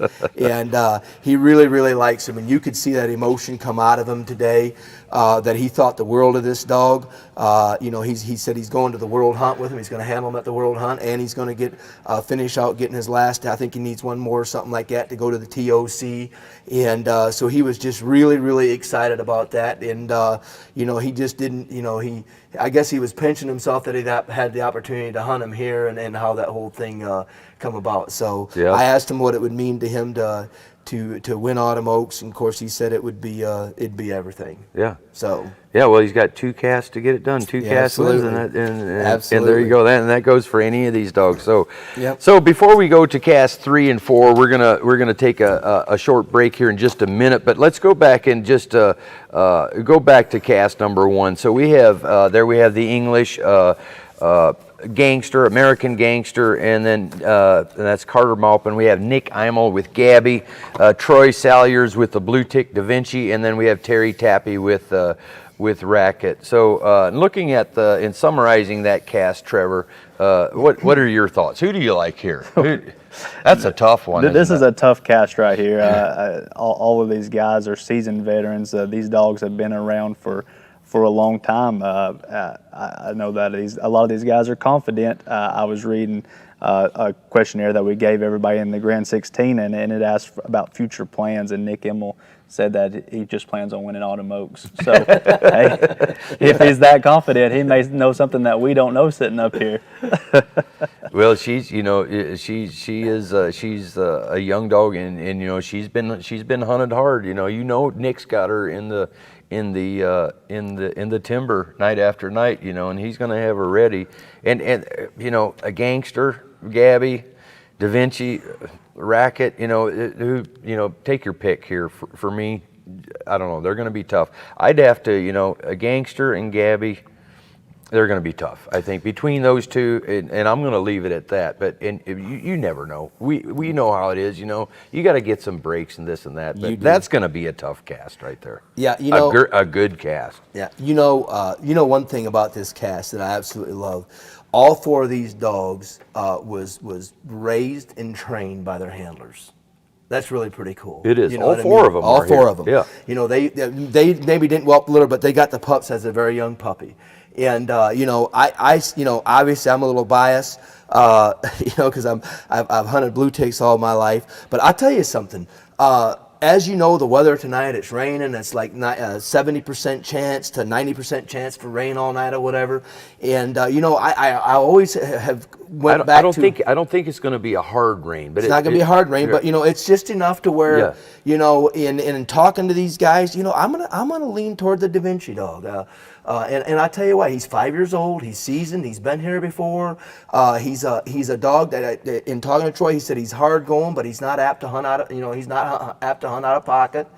And you know, so you know, I think, you know, age can, a lot of times age can make a difference when the conditions ain't perfect. Yeah. And you know, not that the conditions are bad tonight, but it's definitely with the way the weather is or whatever. But it's pretty neat. It's pretty neat that these guys all had these puppies from little puppies on up, and you know, are now competing in one of the bigger hunts. So, yeah, and that is, you know, and when you look at the handlers, all 4 of these handlers here, even keeled, level-headed men, does you know, from, you know, Carter's the youngest one here, Troy's probably the oldest or whatever, but just even keeled, good man, and I'll bet that's going to be a good cast. Oh yeah. You know, they'll let the dogs duke that one out for sure. You know they will. Absolutely. Let's move on to cast number 2 here. So we have the English Kraken with Trevor Hack, the plot hound, Miss Kitty, the female, with Eddie Anderson, the old coon hunter from Kentucky, and then we have Too Many Secrets there with Tyler Pettit and Dustin Feaster here with the Bentley's Stone or Foggy Mountain Stone Dog. Trevor, what are you thinking here? Well, I've hit the road pretty hard this year, and I've seen Trevor and Kraken get their picture taken a lot at a lot of the Breed Association events. I've been to a lot of the major events, and then you go down the line and you see Secrets, and let's take a look at her resume for a second. Final 4 of a World Championship, top 24 of a World Championship, Indiana State Reserve Champion. When the lights are bright, the dog always performs. It's going to be a really tough cast. I think it's going to come down to the wire. If I had to choose one, I don't know. Steve's the expert. What's he think? Yeah, we'll find out, right? Well, looking at this cast, you know, I look at the Kraken dog, and he's a young dog. He's very talented, obviously. You know, again, you know, we have the lone plot that's in there. You know, from just, you know, from what he shared, you know, she's just a solid coon treer, nothing fancy. Obviously, like Trevor said, you know, I mean, Secrets, her win record speaks for herself, you know. And then you have the Foggy Mountain Stone Dog, which, by the way, he had the highest score last night. And you know, he had a 4-dog cast, and most of the guys stayed till the end, you know, that kind of thing. And so it wasn't like he had a cakewalk. I mean, it wasn't close, but he did have to go out and score. I think he said they scored on 5. So if I was to, you know, here's what I believe. I believe it's a very good chance it's going to come down between. It's probably going to come down between. I'm going to say Secret and Miss Kitty. I honestly, I'll tell you something. A lot of times them dogs that are just nothing fancy, nothing flashy, they just coon treers. A lot of times, again, with the way the conditions are, they seem to be able to pull these type of cast wins out of their hat. Mm-hmm. And it'd be awesome. It'd be awesome if that would happen. But hey, you can't count the Secret dog out. I mean, that female, hey, Trevor's right. When the lights are on, when the lights shine the brightest, that female comes alive. So, and I think they got her back healthy. I think they had some health issues with her, and it sounds like she's back healthy now. And you know, with Tyler handling her, hey, it's gonna be a tough combo as well. Yeah. All right, well, that's going to be cast number 1 and 2 right there. So we're going to take a quick short break and before we move on to cast 3 and 4. So please stick with us. We're having a lot of fun and hope you guys are enjoying this. And don't go anywhere. We'll be right back.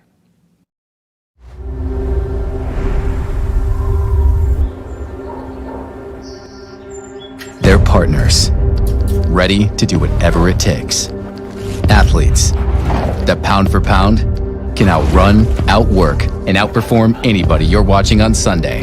No contract required. You don't waste that kind of potential. You train it, fuel it, unleash it. You activate the power that sits ready and waiting inside every fiber of muscle. You fill every last cell with the energy to push harder than whatever gets in the way. You turn drive into overdrive, natural ability into legendary status. And to do it, you need nutrition that holds nothing back.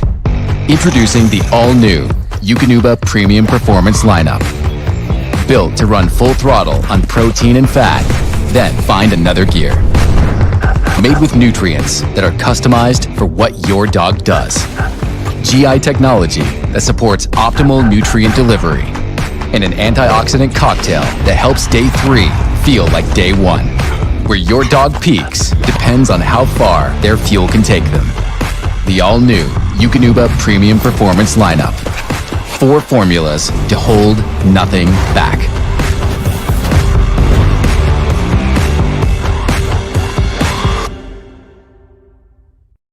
Welcome back, everyone.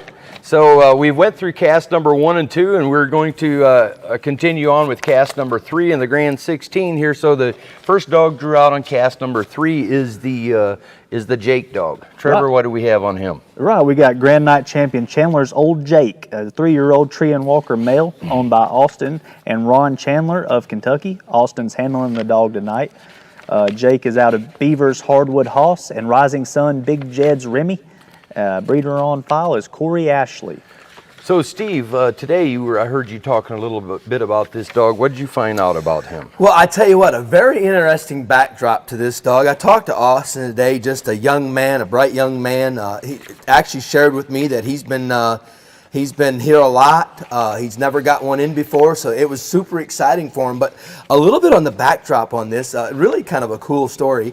He has a couple friends that he hunts with around the house all the time. And he said one of them owned a really good female named Remy, and a different friend of his owned a really good male dog called Hoss. And he taught them, and he enjoyed. He said they was both just really good, solid dogs, and he talked them into raising a litter of pups out of them too. And so because he wanted to get a pup out of that litter, so here we are 3 years later. And he got one of the pups right when it was a puppy, raised it up, and today he's competing in the top 16 of Autumn Oaks with his pup. So really kind of a cool story. It is a cool story. Yeah. You know, we talked about Eddie Anderson. You know, just a coon hunter. You know, in the Grand 16, and here is kind of another one of those, kind of a newbie or whatever. So yeah, with the right dog. And then one thing that I notice on this is the sire and the dam. Neither one of them are titled dogs. You know, they may be a couple of those country coon dogs that we hear about sometimes. You know, and here we've got an offspring. Old Jake here is in the Grand 16. So absolutely. All right, the next dog in this cast is the third blue tick that we have in the Grand 16 Country Club. Trevor? Yeah, Grand Night Champion 3, Rock Creek Country Club. He's a 3-year-old blue tick male owned by Terry Tappy and Matt Lingo of Indiana. Matt Lingo's handling club tonight. Club is out of Grand Night Champion Walston's Blue Big Country and Night Champion Riley and Ivan's Blue Fancy. David McGinnis is credited as being the breeder. Yeah, there you, Steve. I'm sure you're going to have a lot a lot about this breeding right here. Well, go ahead. No, I know a lot about. Obviously, I owned country for a couple years, and just an amazing athlete, fun dog to hunt or whatever. Actually, I've hunted with Country Club a lot. But I tell you something, I've known Matt Lingo and his family for a lot of years. And actually pleasure hunted with his dad several different times. Fred Lingo and you know, Matt and Sarah, they hunt dogs, they show dogs. Their kids are obviously very involved as well. That you see them when you see one at a hunt, you usually see the other one, and a lot of times their children are with them too. And you know, he's Matt shared today. He's been coming to Autumn Oaks for probably over 20 years. And this is his actual first time hunting and I'll think about this, his actual first time hunting in the top 16 for the Grands. Well, it's not his first. It's not his first time in the Grand 16. He's judged for us several times. Yeah, so there it's you cool go. To see that. Yeah, it is good. Yeah. And I asked Matt, what would it mean to you to finish this thing off tonight? And he got a little emotional. And I said, hey, I'm pretty confident that Pat's upstairs would be sitting there with a smile, and he got a little emotional. And he said he'd have a big smile. So he would. You know, this dog obviously for as young as he is, he's won his breed hunt. He actually has already sired a pup that won the breed hunt, and he's an incredible athlete. He is. You know, he mentioned also last night they had a pretty competitive cast as well, and he didn't wrap up this win until the last 6 minutes of the hunt last night. That's what he shared. They scored on like 7 coon in the cast. You know, so they had a barn burner last night, and yeah, absolutely. Old Country Club came out on top with for Matt Lingo. So and I'll tell you something. He said the dog hadn't been looking good this week, and he said, but Thursday night, he said it was like something snapped in him, and he said going in last night, he said, if you'd asked me on Thursday morning, he said, I don't know what my confidence level was, but he said Thursday night, he said he started looking a lot better, and you know, that's the thing about these hunts, you know, the preparation that goes in, and to be ready for this big stage tonight is pretty awesome. Yeah, so absolutely. That's true. So interesting dog cast, and third dog on the scorecard here. Right, yeah. We have Grand Champion, Grand Night Champion 3, Kings Mountain Tough Woodrow, a 5-year-old English male, owned by Philip King and Philip King, nephew, uncle combo there from Tennessee, and the younger Philip King is going to be handling the dog tonight. Woodrow is out of Grand Night Champion, Grand Champion Briar Creek Chrome, and Grand Night Champion, Grand Champion Golden Oaks Boo. Chris Girth is the breeder on record for Woodrow. Yeah, the nephew Philip King, he has been around these hunts for a bunch of years, and he kind of took a step back there for a while, for 5-6 years. You know, he ran in some of our series, the old Purina series back in the day. You know, for several years he loved that. He loved those series events, and you know, he had some dogs up there. So but in the last 5-6 years or whatever, he kind of took a little break for a while, and he had spending more time with his family and everything. In the last couple of years, he's been back again. So and he's been hunting this English dog Woodrow for a good little while now for his uncle Philip King out of Tennessee. Steve. Yeah, well, he actually I've talked to Philip today, and I thought he had, but he's won the breed race twice, or the breed part of the Autumn Oaks 2 different times, and you know, he obviously shared that it's on his bucket list to win this hunt. Has been for years. I think it is that way with a lot of us. And his uncle Phil did share with me. They're pretty excited about this. Actually tied them back together. They tried a red bone out, didn't work out. And he called Gingerich up. We know Gingerich from, just an English fancier, honed to chrome dog, and asked him what he had, and he had this little puppy.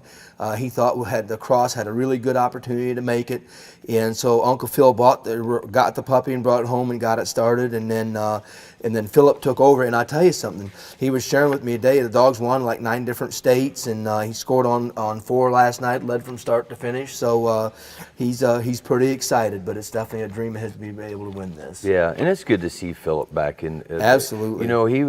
He's still competitive, but like a lot of the guys get a little age on them. They relax a little bit, you know, and I think Philip is one of those, and he's always been competitive, still is, but he's just a good guy. I've always liked Philip there. And the other thing I might mention is if you go through Sevierville, don't be speeding, because old uncle, he's working on the police force there, and he's actually retired now. He said. Is he? He said he Well, retired. I know he used to write out tickets. So yeah.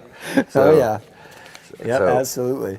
All right, so the last dog on this cast, last but not least, Trevor, what do we got here? Yeah, so rounding out cast 3 is going to be Grand Night champion Little Bit of Money, a 1-year-old Treeing Walker male owned by Kevin Cable and Fred Thornes of Indiana, and Kevin Cable's handling the dog tonight. Money is out of Grand Night champion Money Maxed Out, and What's Up Handsome Man, and Jeremy Jones is the breeder on record. There we go. So Kevin Cable, he's a very recognizable big name in the sport. Steve. Well, I tell you something. This is a young and up-and-coming hound. I believe, I don't know if it's a record or not, but I believe that this dog is probably the youngest Grand Night champion in UKC underneath this format. This dog is actually 14 months old, competing in this hunt tonight. Kevin him and his partner actually just bought this dog a couple months ago, and I asked him a little bit about him today, and obviously he owned the Money Maxed Out, did a lot of winning with that dog. I asked him, what's this one compared to his dad, and he said, well, he's not there, but he's well on his way. And he was sharing with me the dog likes to swim. He's got him in some predicaments. So hopefully tonight they're not around a big body of water, something he shared. And, he said he's a big hunting dog. He said he's looking for the right kind, so he's not one that's going to kind of trail around on the ground or whatever. He said he's very athletic, and a lot of times they're going to have to do some walking. So he's pretty excited about it, and obviously, Cable, he's been Kevin. He's been at this game a long time. He knows how to get one right, and the big stage is most certainly not going to affect him. Yeah, so he's been there, done that, and yeah, for sure. So absolutely. All right, that was cast number 3. So let's move on to cast number 4. So what do we got here, Trevor? Yeah, first dog on cast 4 is going to be Grand Night champion Buechler's Bow, 3-year-old Treeing Walker male owned by Scott and Evan Buechler and handled by Evan. They're out of Orleans, Indiana. Bo is out of Grand Night champion Medley's Hardwood Wego and Medley's Hardwood Pepsi. Keith Medley is the breeder on record. Yeah, well, this Buechler's Bow, Evan Buechler is somebody I am not very familiar with, but obviously he brought a good hound to Autumn Oaks this year, and he's in the Grand 16. And I think, Steve, you know a lot about the background of this dog anyways. Well, I've known Keith Medley for years, and of course he's had a really good stock of dogs for a long time. His Wego dog's no different. He's reproducing a lot of nice dogs. I talked to Evan a little bit, just briefly. He said that him and his dad raised him from a puppy. This dog from a puppy. Again, it's another one that another one of them combinations that we just love to see. And I can tell you, it would mean a lot to him if he won this hunt, being that they had him from puppy on up. I asked him a little bit about it. He said he's a quick strike dog. He's a good tree dog. He actually won at the TOC last year, won a cast, and he scored on 5 last night. This is his first time hunting Autumn Oaks. Another first timer, I believe we've had 8 of them this year, maybe the first time at hunting Autumn Oaks or whatever. You're looking forward to hunting the world in the TOC. He feels like he's got as good of a shot as anyone, and I would say by this dog's background, he does. Yeah, and you're probably right, and it's cool to see guys like this young lad in here with the veterans like old Eddie Anderson and Kevin Cable and everybody else. That's just good. I love it. Yeah. So, all right, next dog on the cast 4, JJ. Yeah, Grand Night champion 3, Eagle Creek JJ. He's a 5-year-old Treeing Walker male owned by Jim Hoffman of Ohio. Jim is also handling the dog. JJ is out of Grand Night champion Rhea's Hard Time Ride and Grand Night champion Cotton's Hooker Girl. Dave Rhea is the breeder on record. Yeah, so Jim Hoffman, he has mentioned today that this is his first Autumn Oaks, and he said so far his experience has been nothing but good, and he says, I'm not missing another one. Steve? Absolutely. I ran into Jim earlier this morning before I even knew that he was in in the top 16. He said he had a decent score. We kind of left it at that, but got to talk to him today about JJ. Another really interesting backdrop on this dog is he actually raised him from a puppy, and it kind of has a little bit of a story like I had with my old junior dog. He kept the whole litter, and he said that JJ was the ugliest pup in the litter. He said he tried to give him away numerous times, and nobody would take him, and at 6 months old, everything changed. He said all of a sudden he realized there's something different about this pup, and he said, I got rid of every pretty one, and he's the only one that I kept. And he's hunted him in the world twice. He's going back again. He's really looking forward to tonight. Like you shared, he said it's his first time at Autumn Oaks. He said the dog is kind of a low-end strike dog, but he's quick. He can run a lot of different style of coons or whatever. And he said he definitely makes up for athleticism on being a low-end strike dog. He said the same thing. I'm just going to reiterate. He really, really loved the atmosphere of the event. He said it was above his expectations on what this hunt would do. So again, he is going to the Michigan zone, and he's looking really forward to that. Yeah, talking about the world hunt. About the world hunt, exactly. Yeah. Yep. So yeah, all right. Next dog, another Jason Cooper entry here, Indiana Outlaw. Yeah, Grand Night Champion 2, Indiana Outlaw. Outlaw is a 6-year-old tree and walker male that Alan Holding and Jason Cooper of Indiana own. Jason Cooper's handling this dog. Outlaw is out of Grand Night Champion Stylish Tank and Grand Night Champion Little Miss Milo, and Mike Nisley is the breeder on file. Yeah, Mike Nisley is a young guy. He's a little bit younger than me, and Mike and I drew out a lot back. He's from my neck of the woods, and just a dog, man. He comes from a dog family. His grandfather was a big time coon hunter up there in our parts, and Steve, I know you know him well. His dad Dave, and Mike has just carried that, 3 generations. I don't know what it was before that, but they've always had good walker hounds, and I remember some of the dogs that we used to draw out with Mike and Dave and his grandpa up there, but they always had a knack for good hounds. And I know the mother to this Indiana Outlaw, Little Miss Milo, was a dog that they won a lot with Walker Days and a lot of events. They sold her to Kenny Mason, and just had a lot of success with this dog. And the Little Miss Milo dog, her sire was a dog named Milo, Randy Davis's Milo dog. Good guy. A good guy, good hound there. This is no accident right here. And I'm sure, Steve, you know a lot about Indiana Outlaw, as well as the pedigree behind this dog. Stylish Tank, I'm sure you can tell us a whole lot more about this dog here. Well, I can tell you, I've hunted with a lot of dogs behind this dog. He comes from up my country. I've seen the dog do some phenomenal work. I hunted with this dog's sire, Stylish Tank. My buddy Shane Groves owned that dog for many years. Matter of fact, they got a little female right now that they're hunting. That's a good female. But Tank was a good dog. He's through a lot of good dogs. Obviously, Little Miss Milo. I have to think of Mike Nisley back in our day. Was a dog. They had a dog called Buck that they hunted that we all Indiana Buck. I remember that we hunted against. And so them guys know what coon dogs are. And I tell you about the Outlaw dog. I was talking to Jason Cooper on him. A little bit of backdrop on it. So the Outlaw dog actually sold in May to Johnny Watkins, and Johnny had him, and they did quite a bit of winning in May. His boy hunted him a couple of times or whatever, and for whatever reason, he had him about a month and a half. And Alan Holden had heard through the grapevine that Johnny Watkins may sell him. He called him up, and Johnny told him, he'd sell him, and he bought him sight on scene, and he sent Cooper up here to pick him up. And that's kind of how they become ownership on this dog or whatever. But I tell you, again, this was one of them casts last night that was super competitive. Cooper shared with me in the first hour of the hunt, he was down 300 points. And he said, hey, unless things was going to change in a hurry, he was beat. And he said they got on a fence row, had a lot of coons on it, and he scored 3. And the other dog that was leading it scored 1. And he had to come from behind to win this cast. So he was pretty excited about that. And he also shared that he hasn't hunted in Autumn Oaks in probably 25 years. So and also he's going to hunt him at the World and the TOC, and so hey, he's got a good shot with him. Yeah. So you can't count out that dog. and especially I think if he gets into some coon, I think yeah. he could put him up pretty quickly. All right, last but not least on this cast number 4, we have the English hound Nighthawk. Yeah, rounding out cast 4 and the Grand 16 is Grand Night champion Ohio War Nighthawk. This is a 5-year-old English male owned by Tim Bolden, Brent Peel, and Braden Bolden of Kentucky. Wade Coons of Pennsylvania is handling the dog tonight.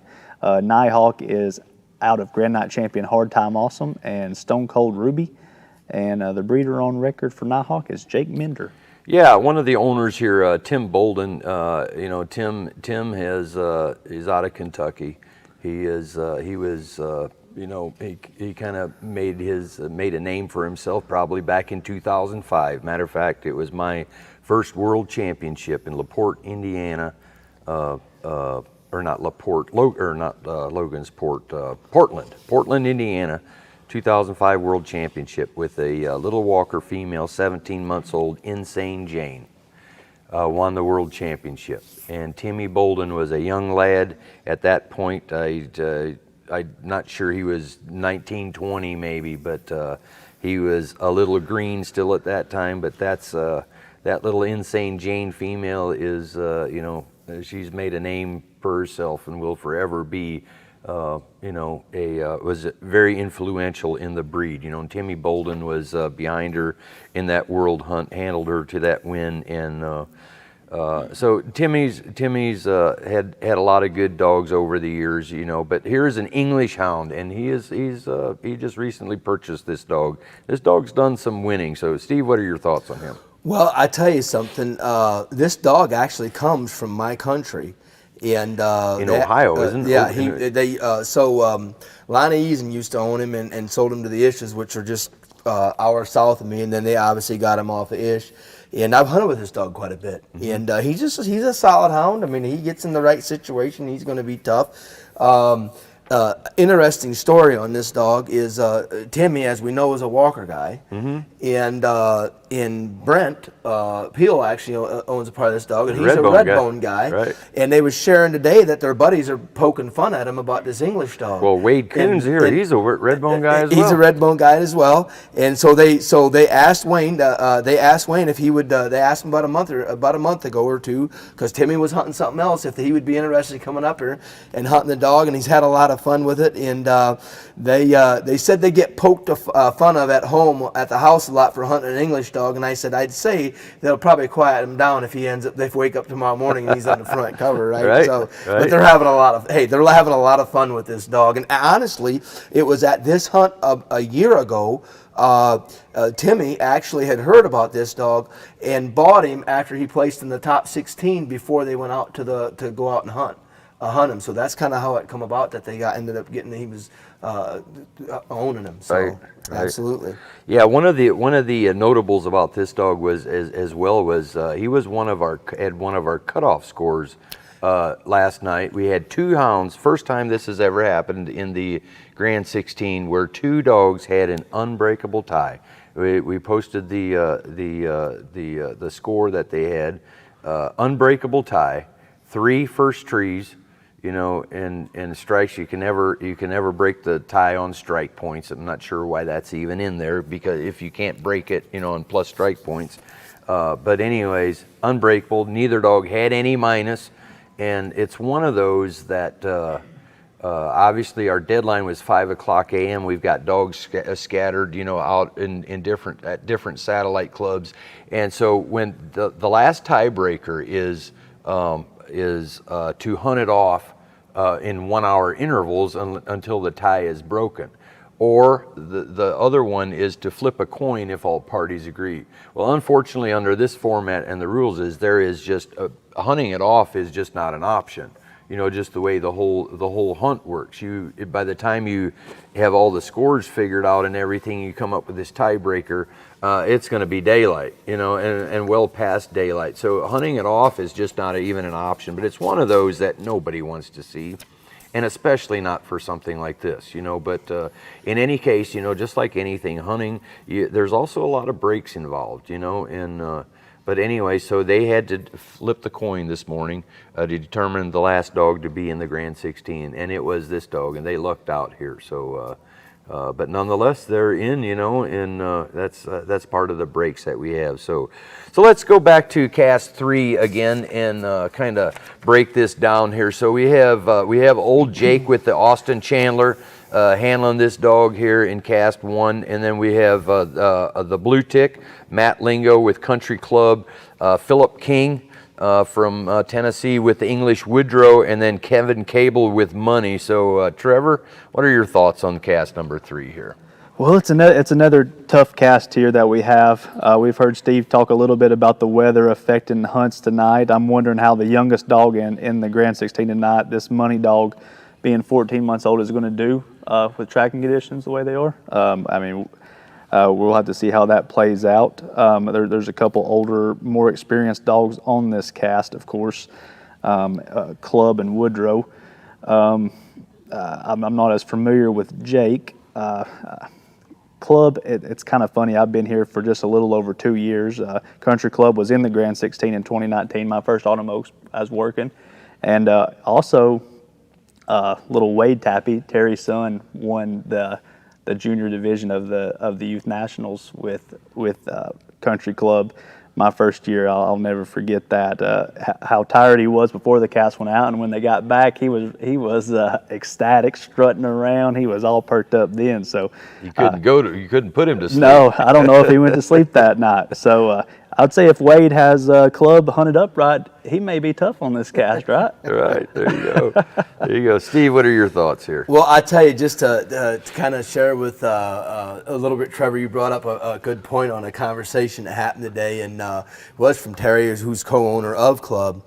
And he had mentioned that Wade probably going to become the primary handler for the little female that they got. And he said he was looking forward to just being driving him around, having to go to them hunts. And that's the awesome part about what we do is when you see them, the younger guys coming out and hunting or whatever. So it's just a good point. Hey, you know what? I tell you. Here's what I say. What I see here is there's actually a few storylines. Obviously, Jake, the way that come about, two guys, friends, coming together and making that cross happen. Obviously, Country Club, this is not his first rodeo. I mean, this is again, Matt. They obviously that dog speaks for himself. The Woodrow dog, I mean, this dog is won in 9 different states. He's a 5-year-old dog. Again, the conditions out there tonight, it favors a seasoned hound. And, obviously Philip King is no stranger to these type of atmosphere. I share with people all the time, the more you hunt and the more season you get, he hasn't forgot, I don't believe, on how to get one there. So, and then obviously with the young dog, he's a very talented dog, but I can tell you guys this. Kevin Cable will make up for any talent the dog lacks because he's just been there and done that. This is just another hunt, no pun intended, but this is just another hunt that he's hunting in, and he's been very fortunate. He raises a good line of dogs, and he most certainly, the stage will not be too big for him. Again, I'm going to go back to, probably it's going to be between Club and Woodrow. That's what if I was to pick, that's the 2 that I would pick. Them guys have been there, done that. And, I think it's going to be one of the older hounds, so absolutely. All right, cast number 4, we have Bushler's Bow with Evan Bushler there, and the Jim Hoffman with JJ, Jason Cooper with Indiana Outlaw, and then Wade Coons with the English Nighthawk. What are your thoughts there, Trevor? Yeah, again, another tough cast, as all 4 are tonight. 16 good hounds in this event tonight. Tickled with the caliber of hounds that made it to the Grand 16 this year. JJ, that's a name I've typed a lot. I believe if I were to start typing that name into my computer, it would just autofill. I've typed that name so many times in results the past couple years. But I'm really thinking Nighthawk. He won the coin toss. He was the last dog put on a card tonight. Maybe he's the dog of destiny. I don't know. Who are we to go against destiny? Awesome. Who knows? That's a good observation. Are you buying that, Steve? Well, I tell you, honestly, this is probably the toughest cast here. If you want to know the truth, if you want my honest opinion. Obviously, the Bow dog, their first time at Autumn Oaks, dog's a family-raised dog, The weather should fit this JJ dog style. You know, if he stays in pocket, you know, as you know, with the way the conditions are, them dogs that hustle are hard to beat. You know, hustlers are hard to beat. That's just the way it is. I can tell you this much: I've hunted with the outlaw dog a bunch. If he's on, he's as tough as any hound here or that's out there today. You know, if he's got coon treeing on his mind, he is tough.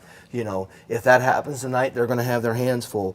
And then obviously with the Nighthawk dog, that's a very interesting thing. The other sideline to that, we talked a little bit about it earlier, is Timmy Bolden's a walker guy, Brent Pill's a red bone guy, that, you know, that kind of thing. So a lot of storylines. Hey, there's 3 dogs here that are over 5 or over.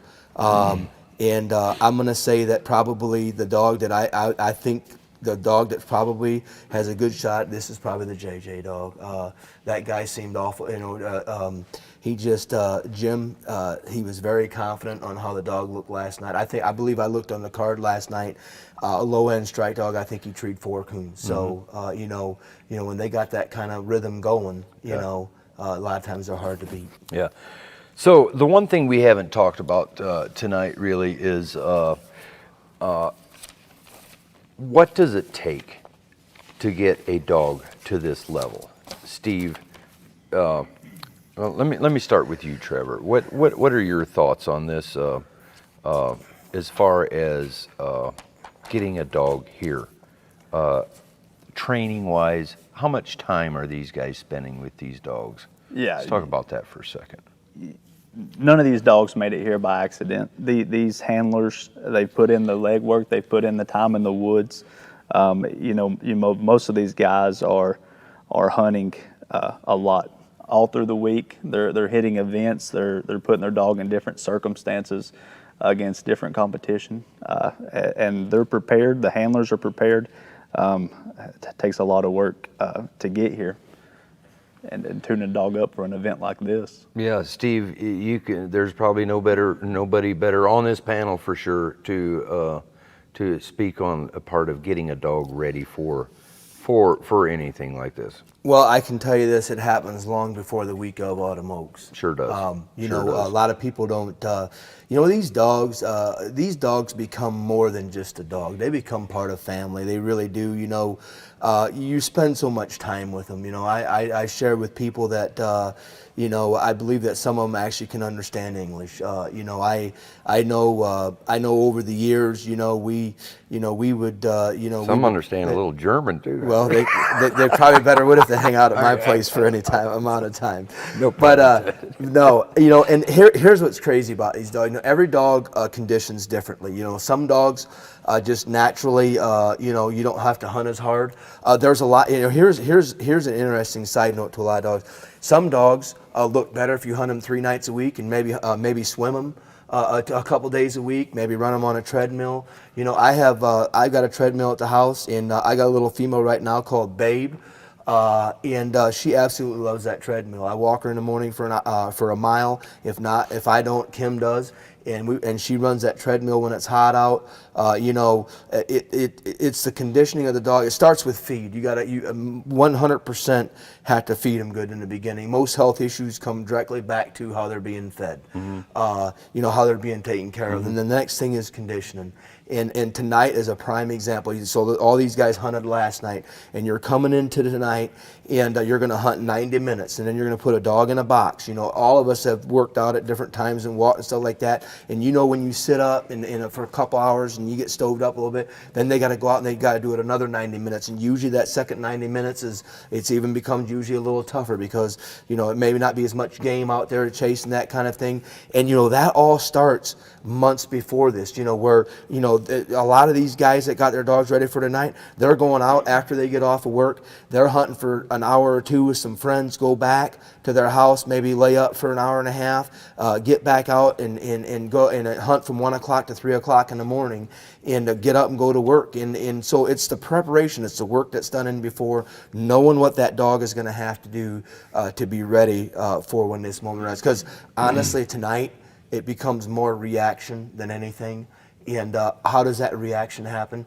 You know, when you're hunting and it's a close cast, it's knowing every move that that dog makes. And how does that happen? It's the hours that you put in with that dog, knowing the way he barks, when he's coming treed, if he's a one bark treat out, can he gamble on him, you know, because as you're going to see, there's going to be casts tonight where they have to make a split decision on do they pull the trigger right then or not, and that there happens in the preparation long before you get there. You know, is a coon coming out of a cornfield? Is it on a ditch? You know, is it in the woods? You know, so that's why the preparation is just so important. Yeah, and then there's so many other variables that can happen out there. I think key experience is also key. That helps. That helps. You know, we talk about luck sometimes. Sure, luck has to be on your side too, but I think experience as a handler. One of the things, the point I want to make sometimes is you get into certain scenarios that this is the scenario you have, do I or don't I? It seems those handlers that have that experience know what their best odds is when it comes to do I or don't I.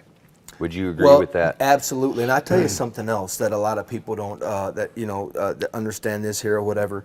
As you hunt these hunts, and you get at a style of a hunt like tonight. You know, one of the other main things is after the first half hour, you kind of figure out the tendency of them other dogs. Sure. And it's something that's so important. Why is that? Because you'll understand toward the end of the hunt, you know, of where, you know, you have to obviously strike on it before the third bark. So you take that, but you know, you don't have to rush on when they come treat or whatever if you don't have to. If you know the tendency of the other dogs. So there's a lot of things going on. Again, it goes back to preparing and knowing what your dog is doing and the reaction that comes with it, knowing that you can call him for what he does or what he needs to do or whatever. So it's absolutely. Yeah.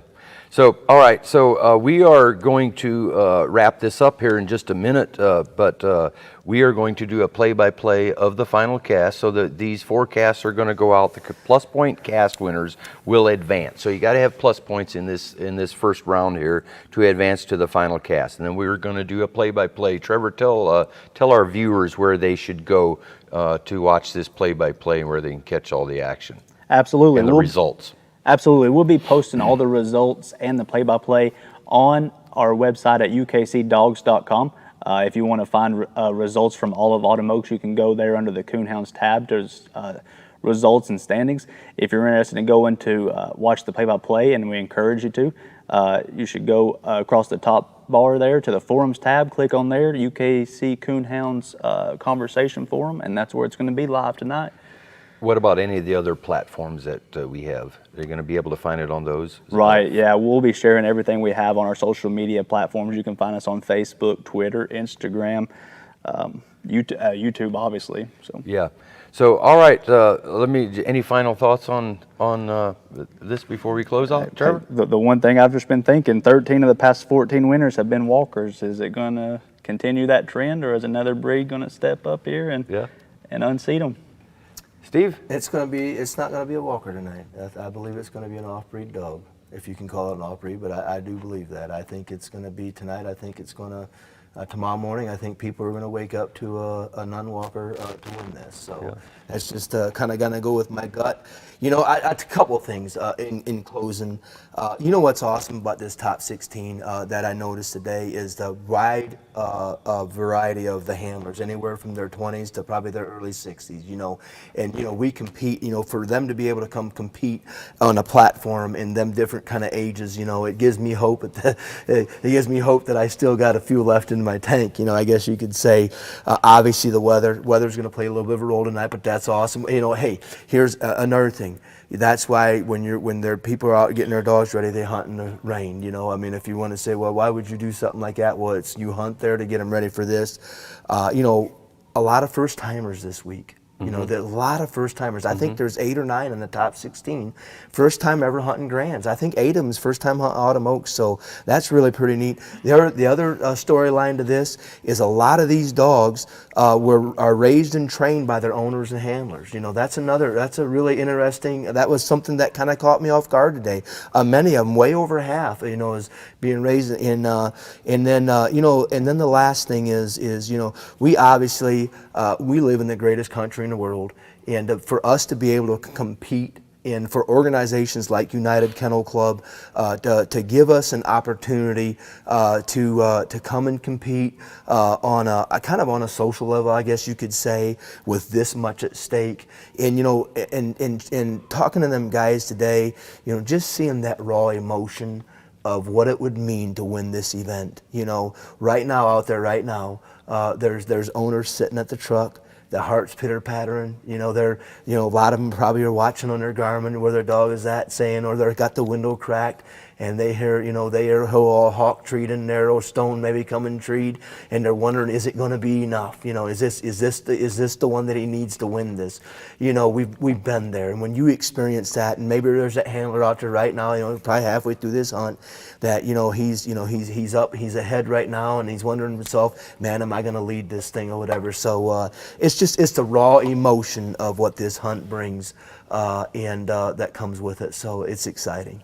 It is, and so we're 3-4 hours away of crowning our 2021 National Grand Night Champion of Autumn Oaks, and it's going to be exciting. So, hope you enjoyed our analysis this evening. Steve, thank you for your expert analysis. It was enjoyable to sit here and talk dogs and talk about this hunt. Absolutely. And we look forward to, in a couple of weeks, we're also going to have this program at the World Championship Finals in Peru, Indiana. So that said, I hope your favorites do well tonight, and we look forward to seeing you in a couple of weeks. And thank you all for tuning in to us tonight.